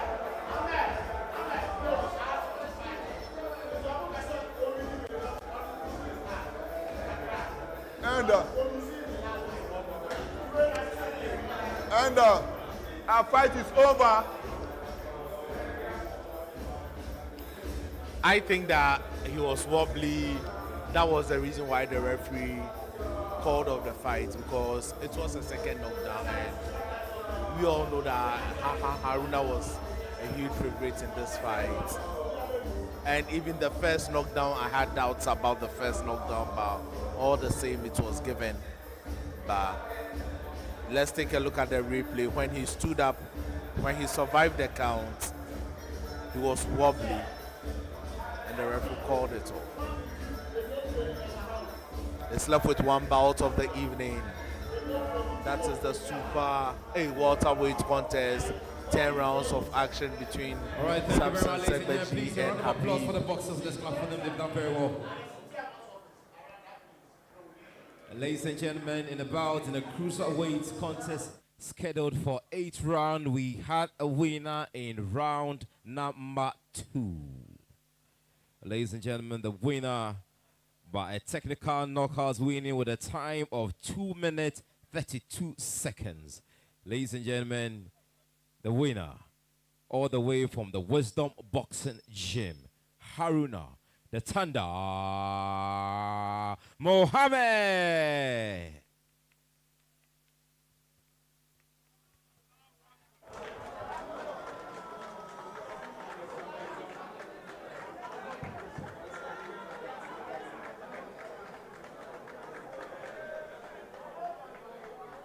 The champ, just one question for you. How important is this win for you and your team? As you can see, it's a very great win for us. And we are very, very excited for that. But we thank God for everything first, for the successful victory. Thank you very much. Enjoy your victory with your team as well, and good luck. Ladies and gentlemen, big round of applause again for the champion of this bout, Mohammed, the Thunder Mohammed. Some code, we have the last bout of the night, the reason why we came here. But ladies and gentlemen, please, with a round of applause, let's appreciate the MP for Ashaiman, Honorable Ernest Henry Nogbe. Please, a big round of applause for him, Honorable. Thank you very much, Honorable, for showing up here. It's great love to have you here, and we really appreciate your presence here despite your very busy schedule. Once again, Aite Powers Promotion is having an event on 27th of September, headlined by Emmanuel the Game Boy Tego. It's still in preps, and do not forget to pin that date on your calendar. Goat, last bout, take us home. All right, so our final bout, our main event for the night, this one will be a national welterweight championship over 10 rounds. Samson Segbeji, the mama's boy, all the way from a shaman, he comes up against Habib Kehinde Jiwa. And so officials for this one's referee is May Mensah Kako. Judges Erasmus Owo, David Mills, Nathaniel Auburn. Our main event for tonight, the best of Bukom, brought to you by the Bishop Boxing Promotion, live on KA Sports Boxing from the Bukom Boxing Arena. So for the main event, we welcome once again into the ring the president of Bishop Boxing Promotions, Mr. Dave Bishop, and also the acting president of the Ghana Boxing Authority, Mr. Roger Bannor.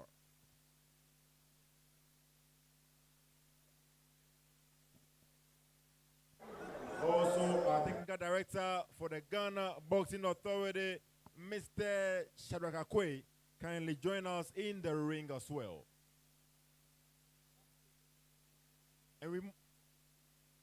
And also invite into the ring Honorable Ernest Henry Nogbe, MP for Ashaiman. This one is our main event for the night.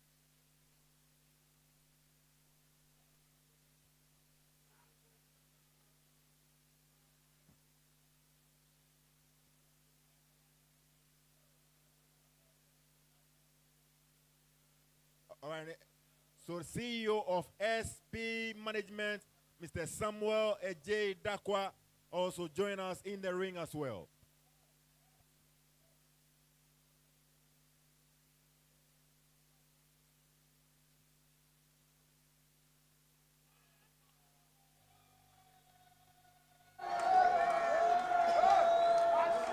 All right, so at this juncture, we would like to invite into the ring the boxer who fights out of the blue corner. Please welcome the man, Habib Kehinde Jiwa.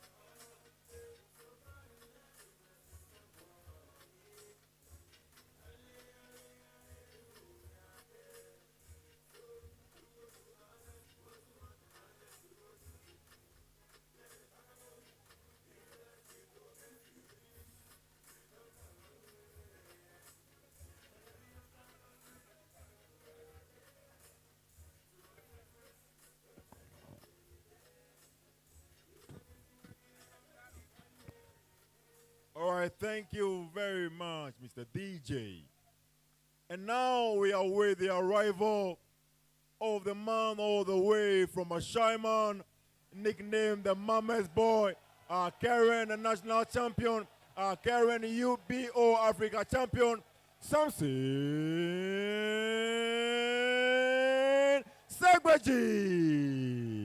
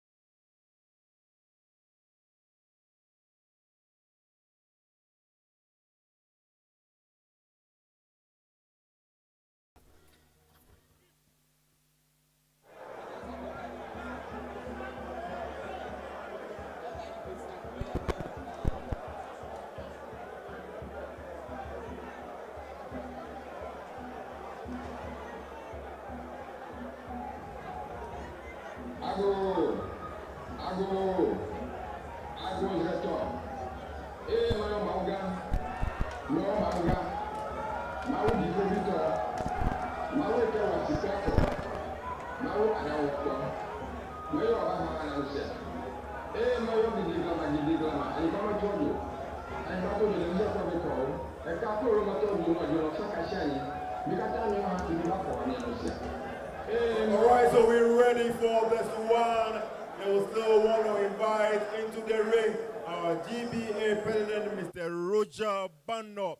And a big shout out to Sharaf Mahama, CEO of Legacy Rise, who is watching us live on KA Sports tonight.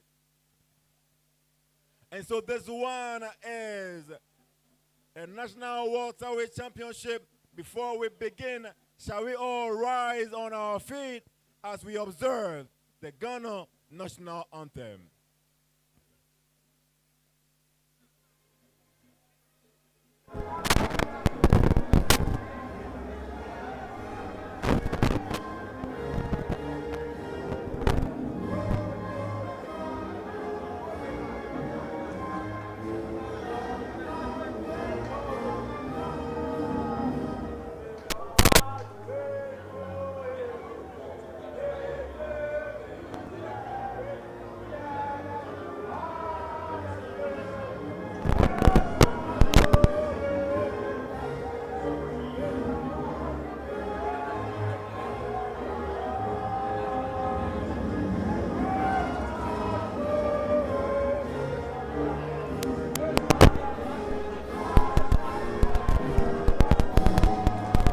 from Bukom in Accra, Ghana, West Africa. Are you ready? And so we are set for this one. This one is a national welterweight championship. Over 10 rounds. Officials once again. Judges Erasmus Owo, David Mills, Nat Oben. Referee in charge when a bell goes is referee May Mensah Kakpo. At this juncture, the boxers are ready and the officials are equally alacritous. And now we go to the boxer who fights out of the blue corner. He trains tonight out of the Fifth Square Boxing Gym, Circle Accra. He's a boxer who is clad tonight in white and blue apparel with black boots to match. He weighed in at 146.1 pounds, fighting record 18 fights, 17 wins, just 1 loss, and no draw. All of the 17 wins by way of knockout. Please welcome the man known as Habib Kehinde Jiwa. His adversary across the ring fighting out of the red corner clad in red and white apparel with white boots to match. He trains out of the gym right here in Accra. Head trainer is Coach Emmanuel Lai. He weighed in at 157.4 pounds. He is a boxer with a fighting record, a perfect one. 9 fights, 9 wins, no losses, no draws. All of the 9 wins coming by way of knockout. Please welcome the pride of Ashama, Mama's boy, the Karen UPO Africa welterweight champion, the Karen National welterweight champion, the man known as Mama's boy, Samson Sagbaji. The man in charge, May Mensah Kakpo.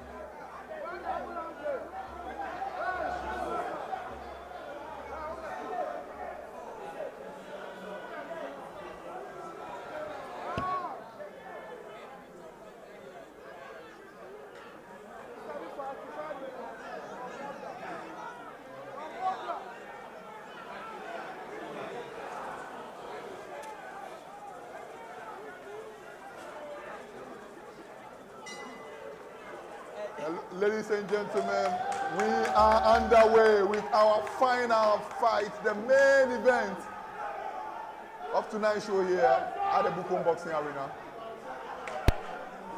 A Samson Sagbaji defending the national welterweight title against Habib Gewa. From my understanding from yesterday's weigh-in, Sagbaji came in way heavier than the 147-pound required weight, and therefore was ineligible to fight for this title that he has. So he will be losing the title even if he wins. But I'm here to get clarification if he came back to, make the weight or how they ended it. It's too bad that they will not be able to clarify that situation to us in commentary position.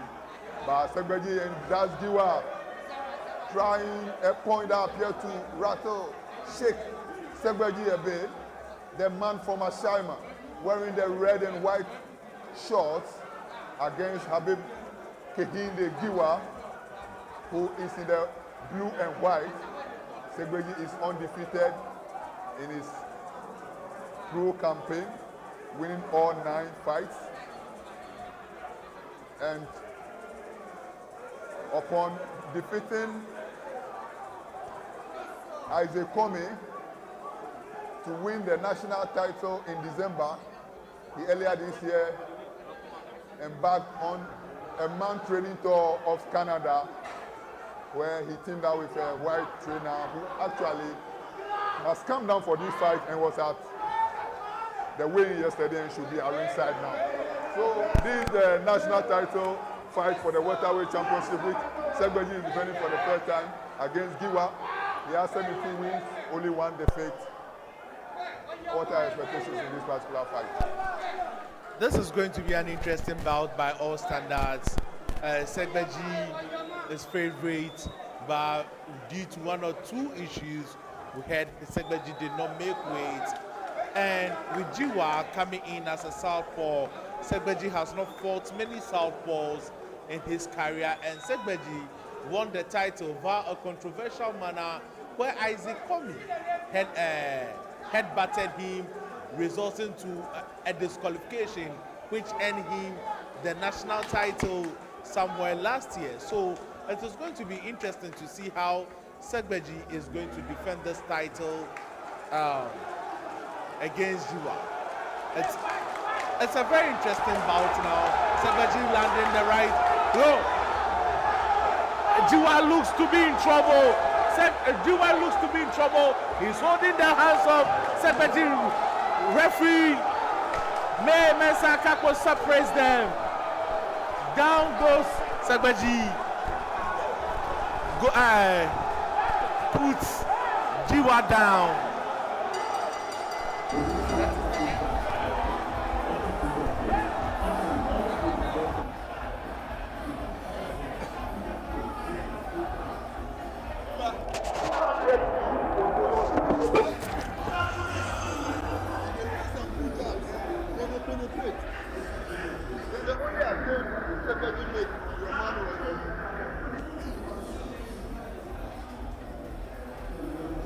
So, round one in the box, and it was around. Look at the highlights again. It was actually Giwa who appeared to be in control, landing some very good jabs, which were finding the target, and appeared to have been. I was wondering if Segbeji was not, at the races, if he was going to be in trouble in this fight. Then suddenly, the first attack we saw from Segbeji, then Giwa was in all kind of trouble. Round 2. And luckily he was saved by the bell. So we'll see what will happen. Now that Segbeji has been, fired up, and Giwa has also tasted Segbeji's power. We'll see how it goes.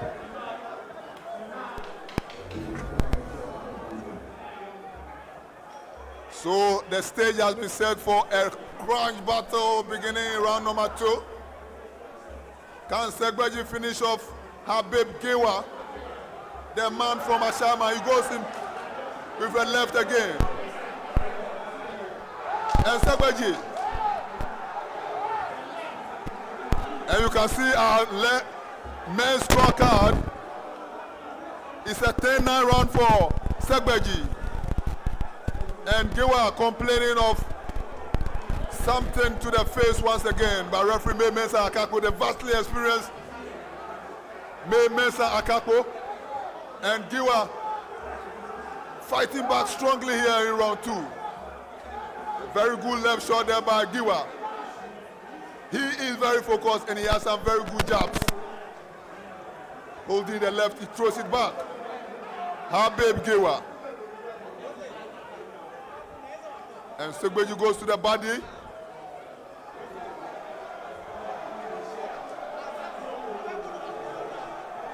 Giwa, as the two came together there, appear to have got into some kind of discomfort. But the show commences once again here at the Bukom Boxing Arena. This is the headline bout of tonight's show, presented by Bishop Boxing Promotions. And it's live on KA Sports Boxing from the Bukom Boxing Arena, Accra, Ghana.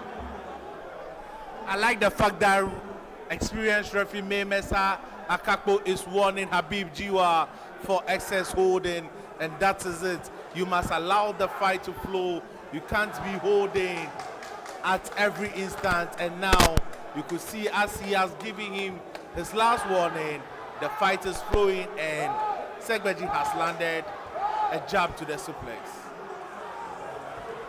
So the action continues in round number 2. Segbeji, the bigger of the two fighters.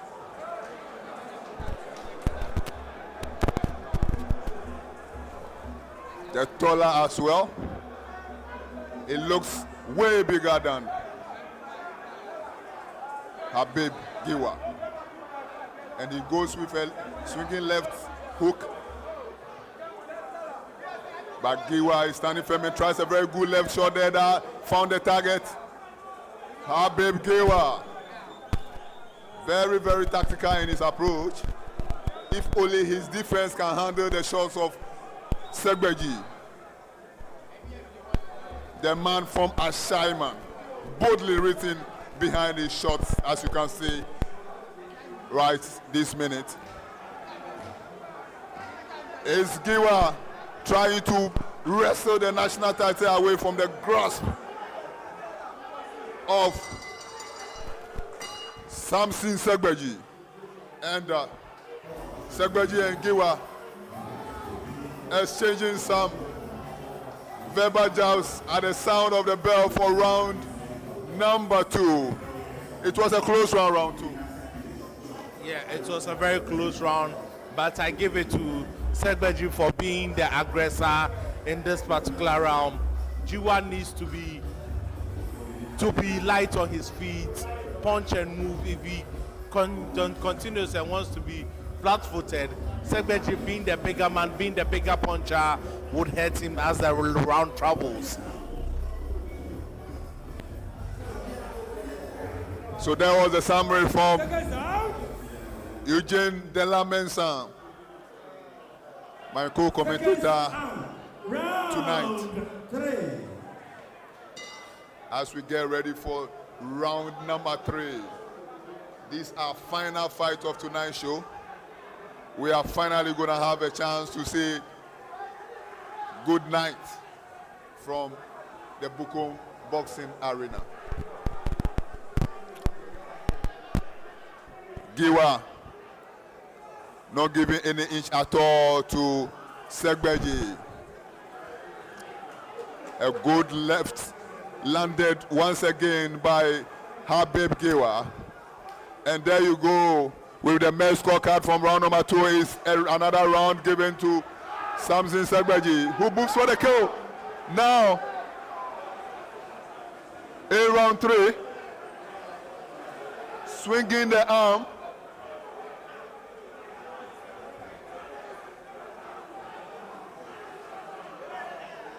As he aims to take out Habib Giwa. A very powerful one thrown there by Segbeji, but it failed to find the target.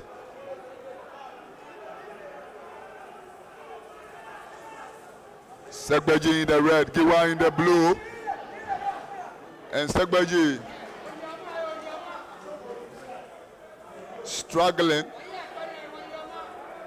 to get his punches landing in round number 3. He moves again, and a very powerful shot there from Degbe. He found the head of Giwa. Another chop there to the chin of Giwa from Segbeji. Habib Giwa feeling the heat from Samson Segbeji here in round number 3. Is the headline bout of the best of Bukom, presented by the Bishop Boxing Promotions.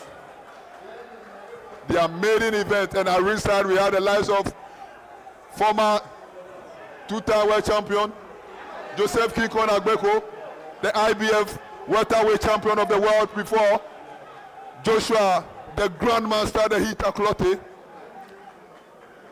Legacy Right Sports Promotions Chief Sharaf Muhammad has also joined us here tonight at ringside.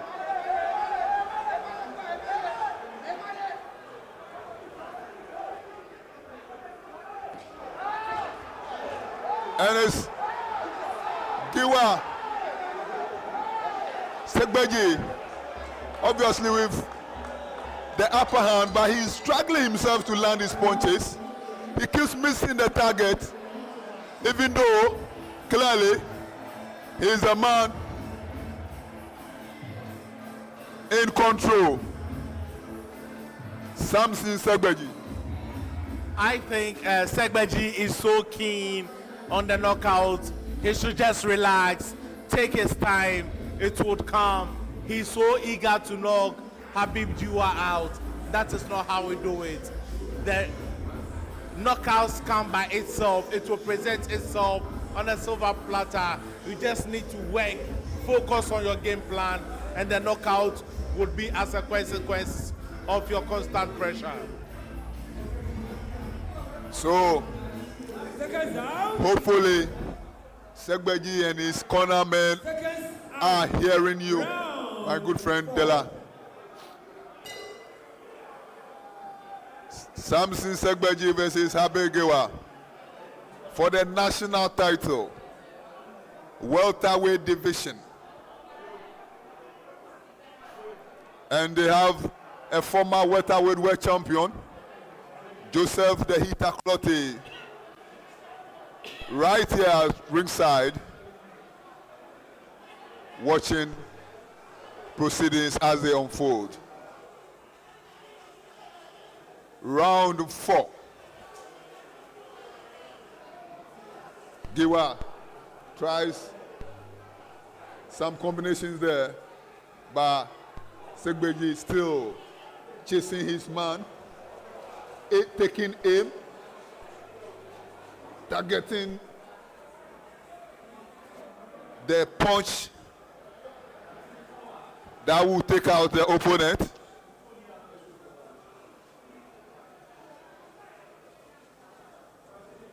The effects of training in Canada, in better conditions, better facilities, with good sparring partners.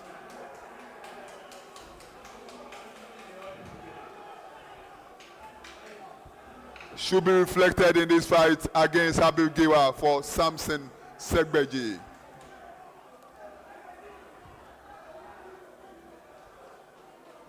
Segbeji in the red. One thing I've also noticed is that Segbeji has his mouth wide open. I don't know about his condition, but I don't think this fight has traveled enough for him to be fatigued at this stage. I just think that he's exerting so much pressure, he's exerting so much energy in aiming for the knockout. I just think that he should take it cool and the knockout will come by itself. Definitely. He clearly is widely opening the mouth, wide, gasping for breath perhaps.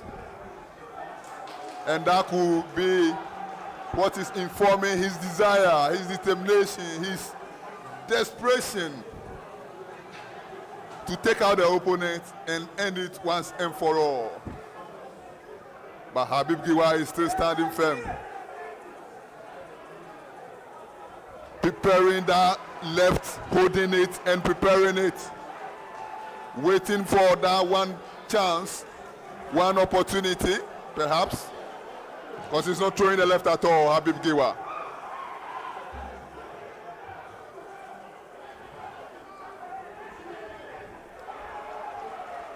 And Giwa proving so elusive for Segbeji, who is very, very frustrated.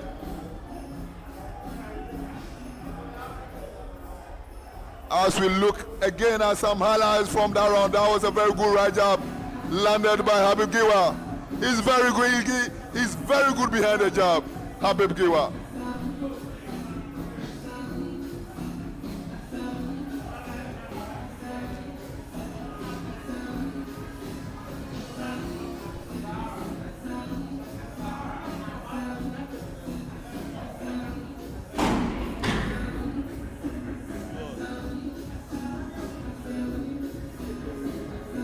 This is our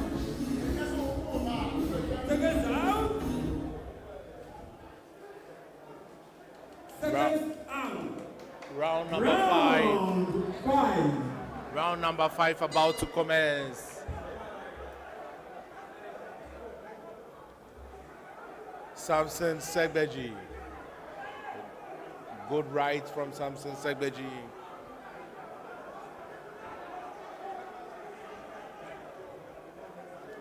Now Habib is pushing Samson backwards. A jab to the body.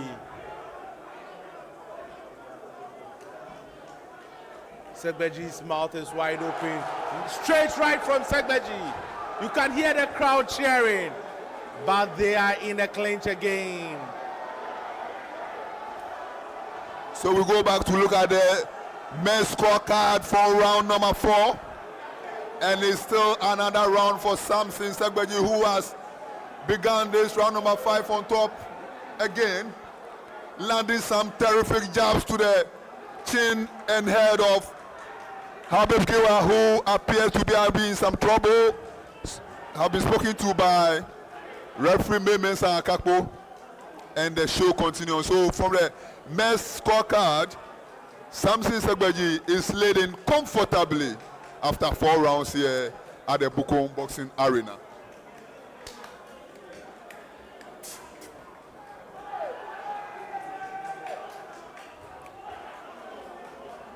Segbeji doing his best to retain the national title. If he's fighting for it, that is.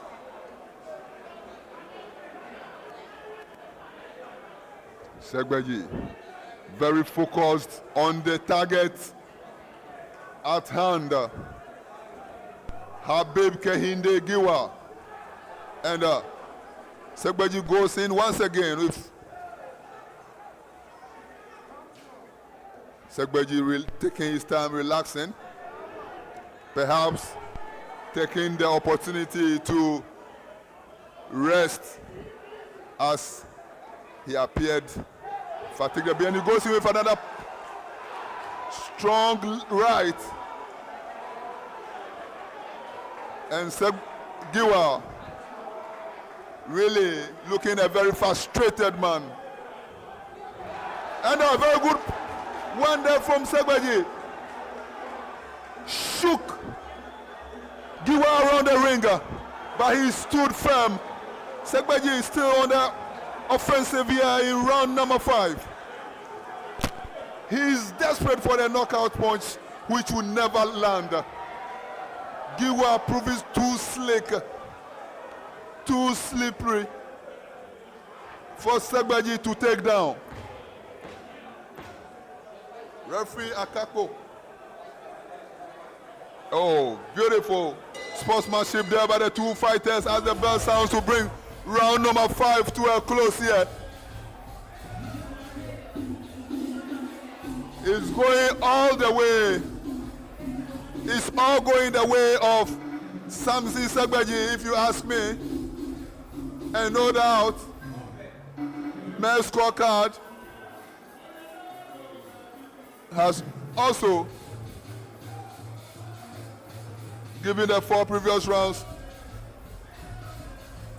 to the man from Ashaima.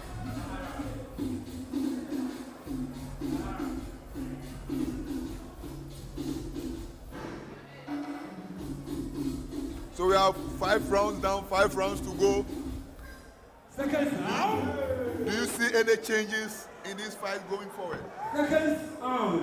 Round. I think that Habib is in good condition because the punches Samson has landed, if he wasn't in good condition, he should have gone down. But Samson is slowing down, and that may be to the advantage of Habib in the later rounds if the fight travels all 10 rounds. Thank you very much, Dela Benson. And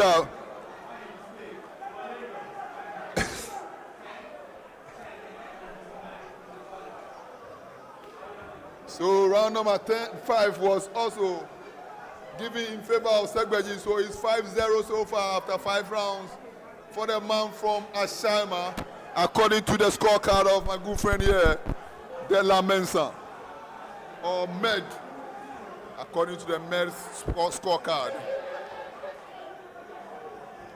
But the action continues in round number 6. The second phase of this fight is underway. A very good shot from Segbeji just brushed the face of Giwa. Segbeji goes with another punch to the face of Giwa. Another left hook. But he keeps calling Giwa to come forward. But Giwa unfazed at all, despite being the man on the back foot throughout this fight so far. He is still standing strong, very well conditioned, and biding his time.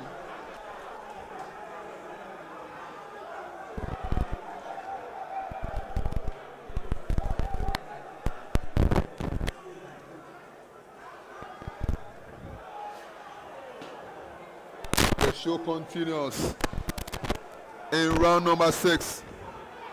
The headline bout of tonight's show at the Bukom Boxing Arena. Giwa, very, very tactical, but Segbeji appears too big for him. He just don't know how to take down Segbeji or even trouble him. The body is too big. Segbeji goes in for the kill once again. And Giwa took it solidly and repositioned himself. But Segbeji, all gun blazing, coming all out, chasing the man throughout the ring. Samson Segbeji, as round number 6 comes to a halt, and Segbeji has some tough words for Habib Kehinde Giwa.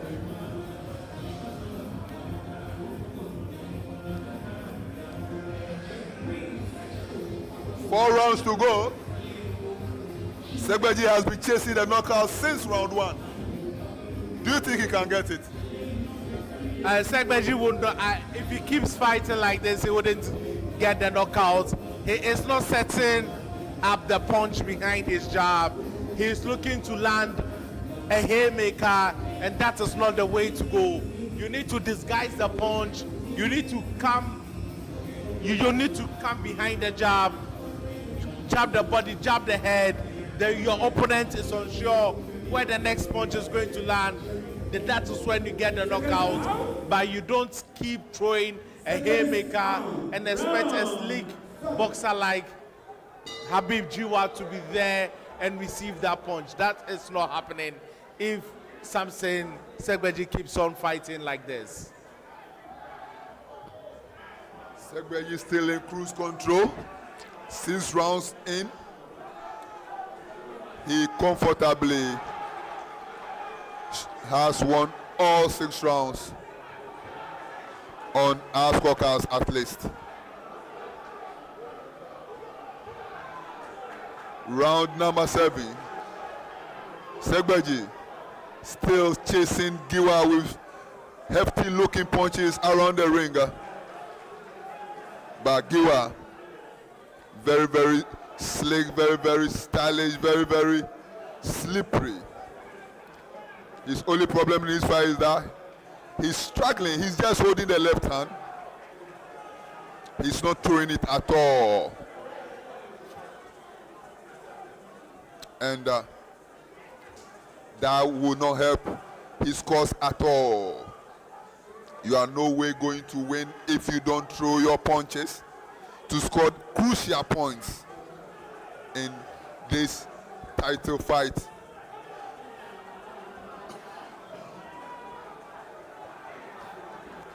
A very good left shot there from Giwa. finally throwing the left hand. But Segbeji not giving any space at all. And there you have it. Mayor's scorecard from round number 6 says 10-9 in favor of Samson Segbeji. The man who has come all the way from Ashama leads by 60 to 54 after 6 rounds. A very good shot to the body from Giwa. But Segbeji is still chasing. Giwa is throwing the left hand in this round number 7. Is he warming up into the fight now? But Segbeji swings into attack mode once again. Sorry. And the condition of Segbeji being questioned here by by Habib Giwa, who is standing firm, still taking aim.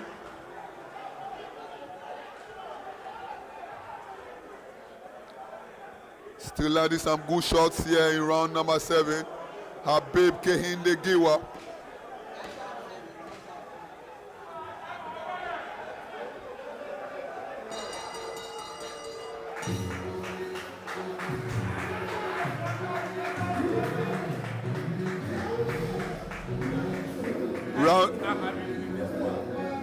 He was the more aggressor.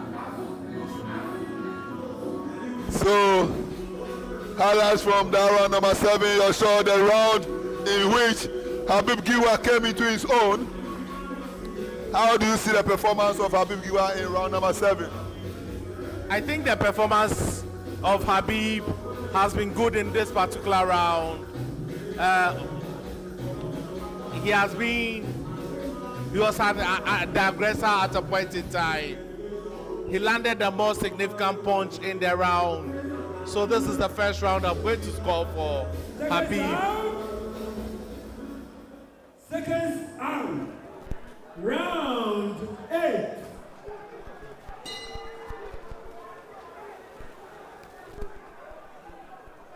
Referee Mesa Akakbo instructs for the commencement of round number 8. Remember, this is the National Welterweight Championship and is built for 10 rounds. Who goes home with the national title tonight?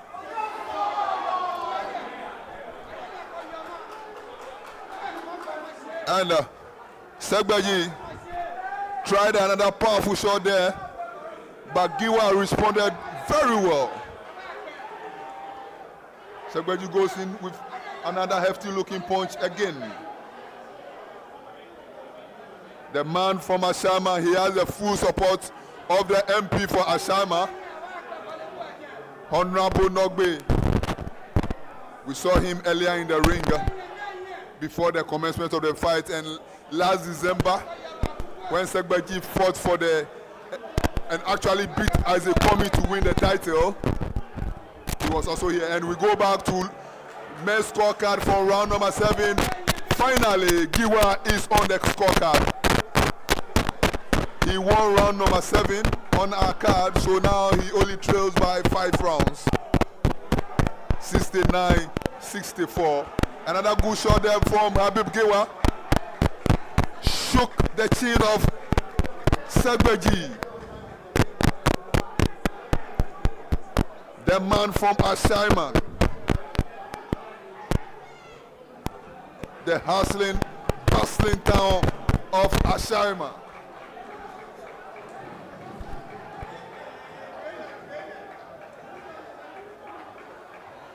Anybody from Ashama is settling a hard nut to crack.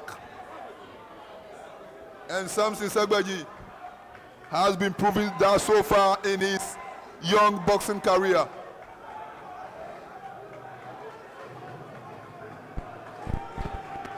Nine fights 9 victories. And Habib Giwa exhibiting some footwork and some great movement, trying to confuse Samson Segbeji, but the man from Ashama remains focused, keeping a very, very strict eye on the target, Samson Segbeji. Giwa has to stand and throw the punches as the man from Ashama, and Giwa is trying to even dance. Giwa is very comfortable. Does he believe he's winning this fight?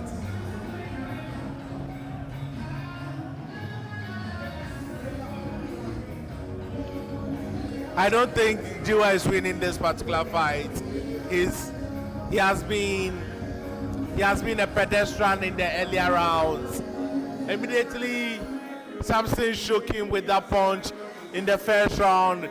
He became timid to engage until the last round. Even in this round, you could see him go sideways for about 30 seconds when the crowd were demanding for them to give more to them because they've paid money, and you going sideways and not being aggressive does not help situations. Round 9. So we are down to 2 rounds to go for this particular fight, and our ninth here, the best of boxing, the best of Bukom. And the Sabah has started for round 9. Both fighters are standing ready, and referee May Mensa Akako has now instructed them to commence the action.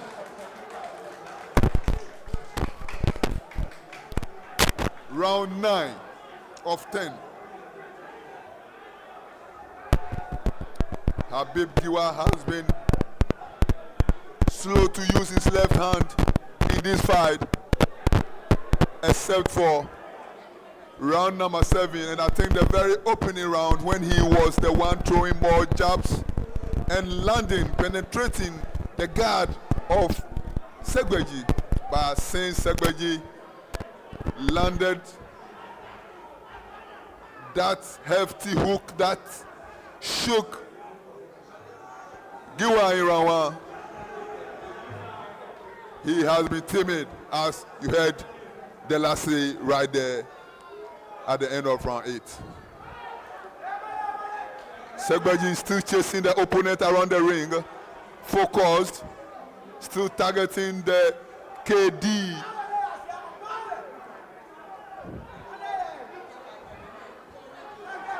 And a KO if he will get it.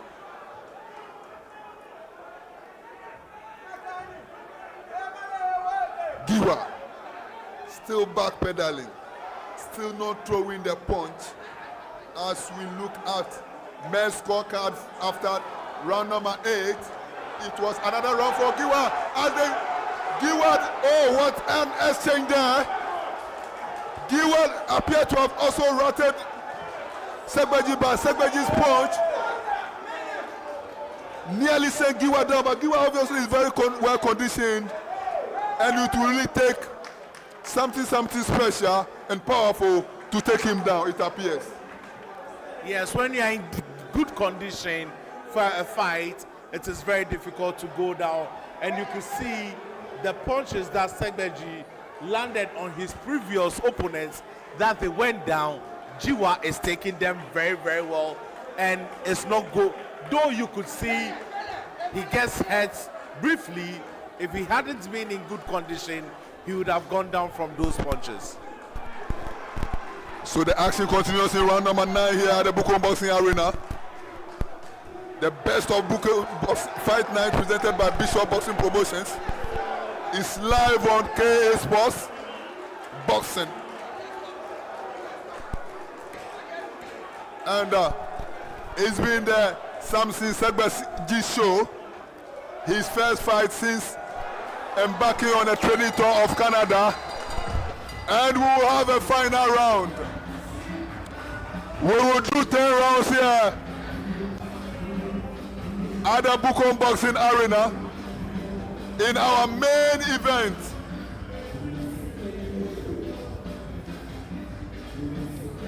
With the clock hitting way past 3 a.m. in Accra.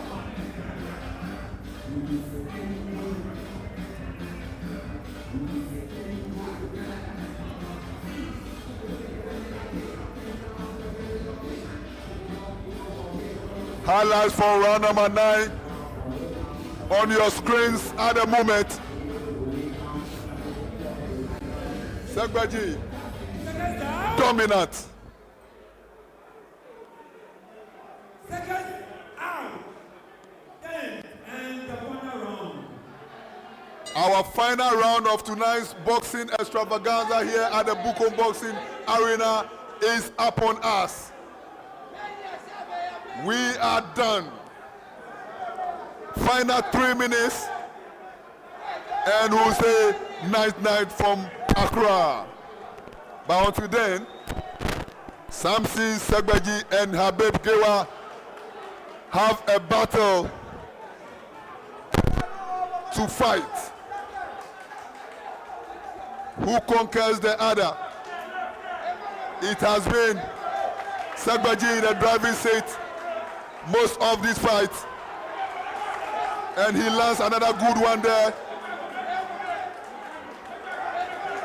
But Habib Gewa taking the fight back to the opponent. The fight fans, they are enjoying themselves. It's been a very, very exciting night, especially this part 2 of our show. We've had very, very exciting, very, very terrific fights. Very, very good show. We saw Joseph Jaguar Komi win the National Lightweight Championship, his second title in only 3 career fights. Theophilus Baku Alote, who also has 3 titles in under 1 year of being a pro fighter, also took out the man from Benin, Martin Kwesi Kaklevi. We also saw Isaac Komi, the previous opponent of Samson Segbeji, who is praying for a rematch against Segbeji, also take out Issa Awal, tough talking Issa Awal in round number 1. And it's Segbeji who is chasing Giwa all around the ring. Giwa says even if it's clear he will not be winning this fight, which has been dominated by Samson Segbeji, he will not go down here tonight. He will go all 10 rounds and surely call for a rematch as he swings a hefty looking left overhand, but never near the man in the red shorts, Samson Segbeji.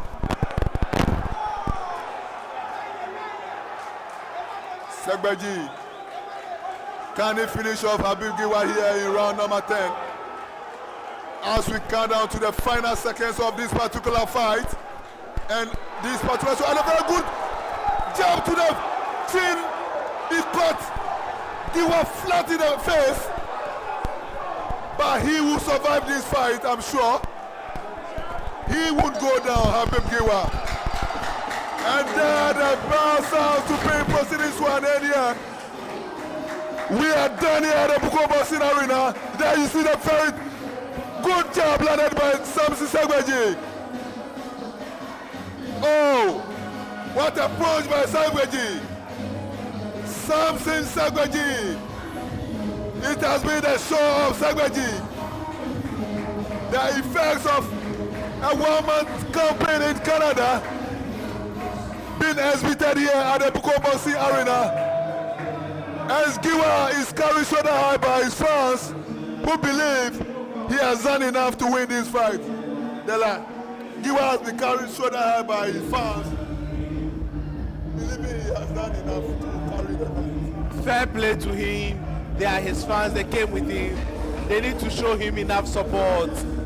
But in my humble opinion, I don't think that he would emerge victorious in today's endeavor. I think that Samson Segbeji has done enough to emerge victorious. Habib Jiwa showing off his dancing skill.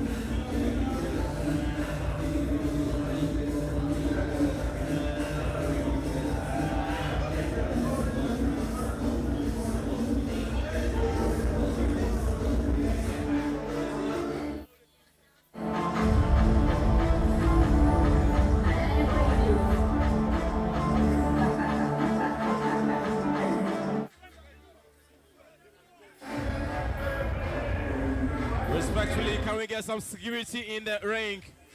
Can we get some security inside the ring, please?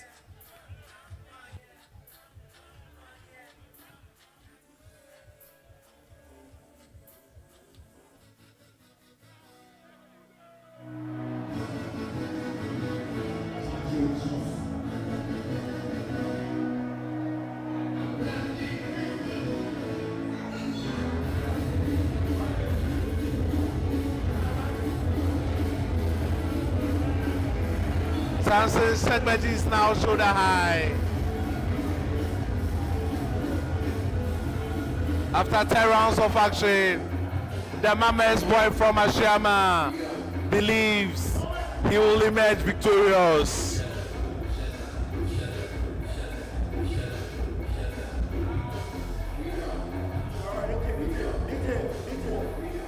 Thank you very much, DJ. All right, so please, our policemen, please get the ring flag. Your final result. If you are not a coach or a boxer, please leave the ring now. So our security men, kindly get the ring for us. All the people in the ring who are not coaches supposed to be getting it for us.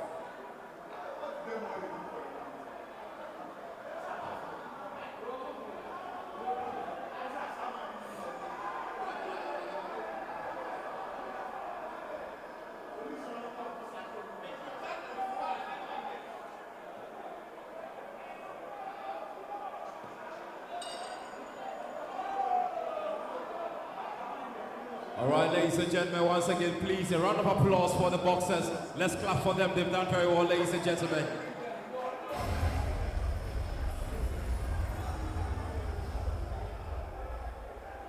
Alright, so this one has been our main event for the night has been a national welterweight championship between Samson Segbeji and Habib Kehindejiwa, best of Bukom, live from the Bukom Boxing Arena, brought to you by the Bishop Boxing Promotions. And now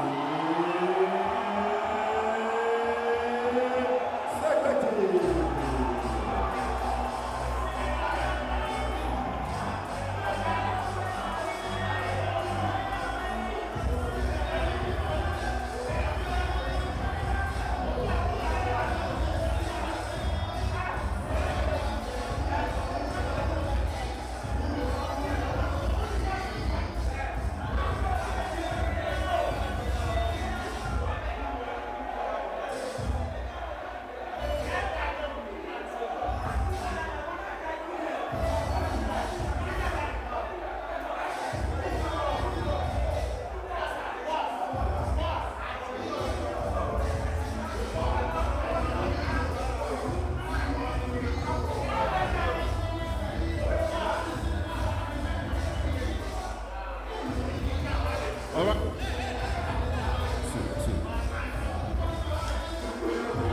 All right, thank you very much, DJ. Thank you very much, DJ. Let's take a word from the champion. Thank you very much, DJ.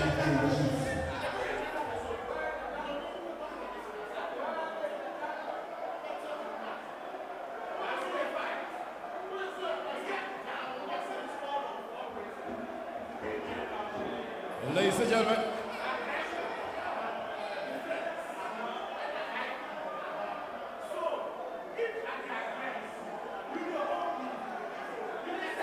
All right, all the way from Ashaiman, we have the new champion here. Please clear the way for the camera.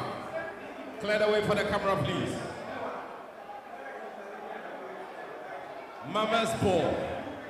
There's only one word that your people say. They say kick crowd. Your people say kick crowd. How difficult was it for you today? Guys.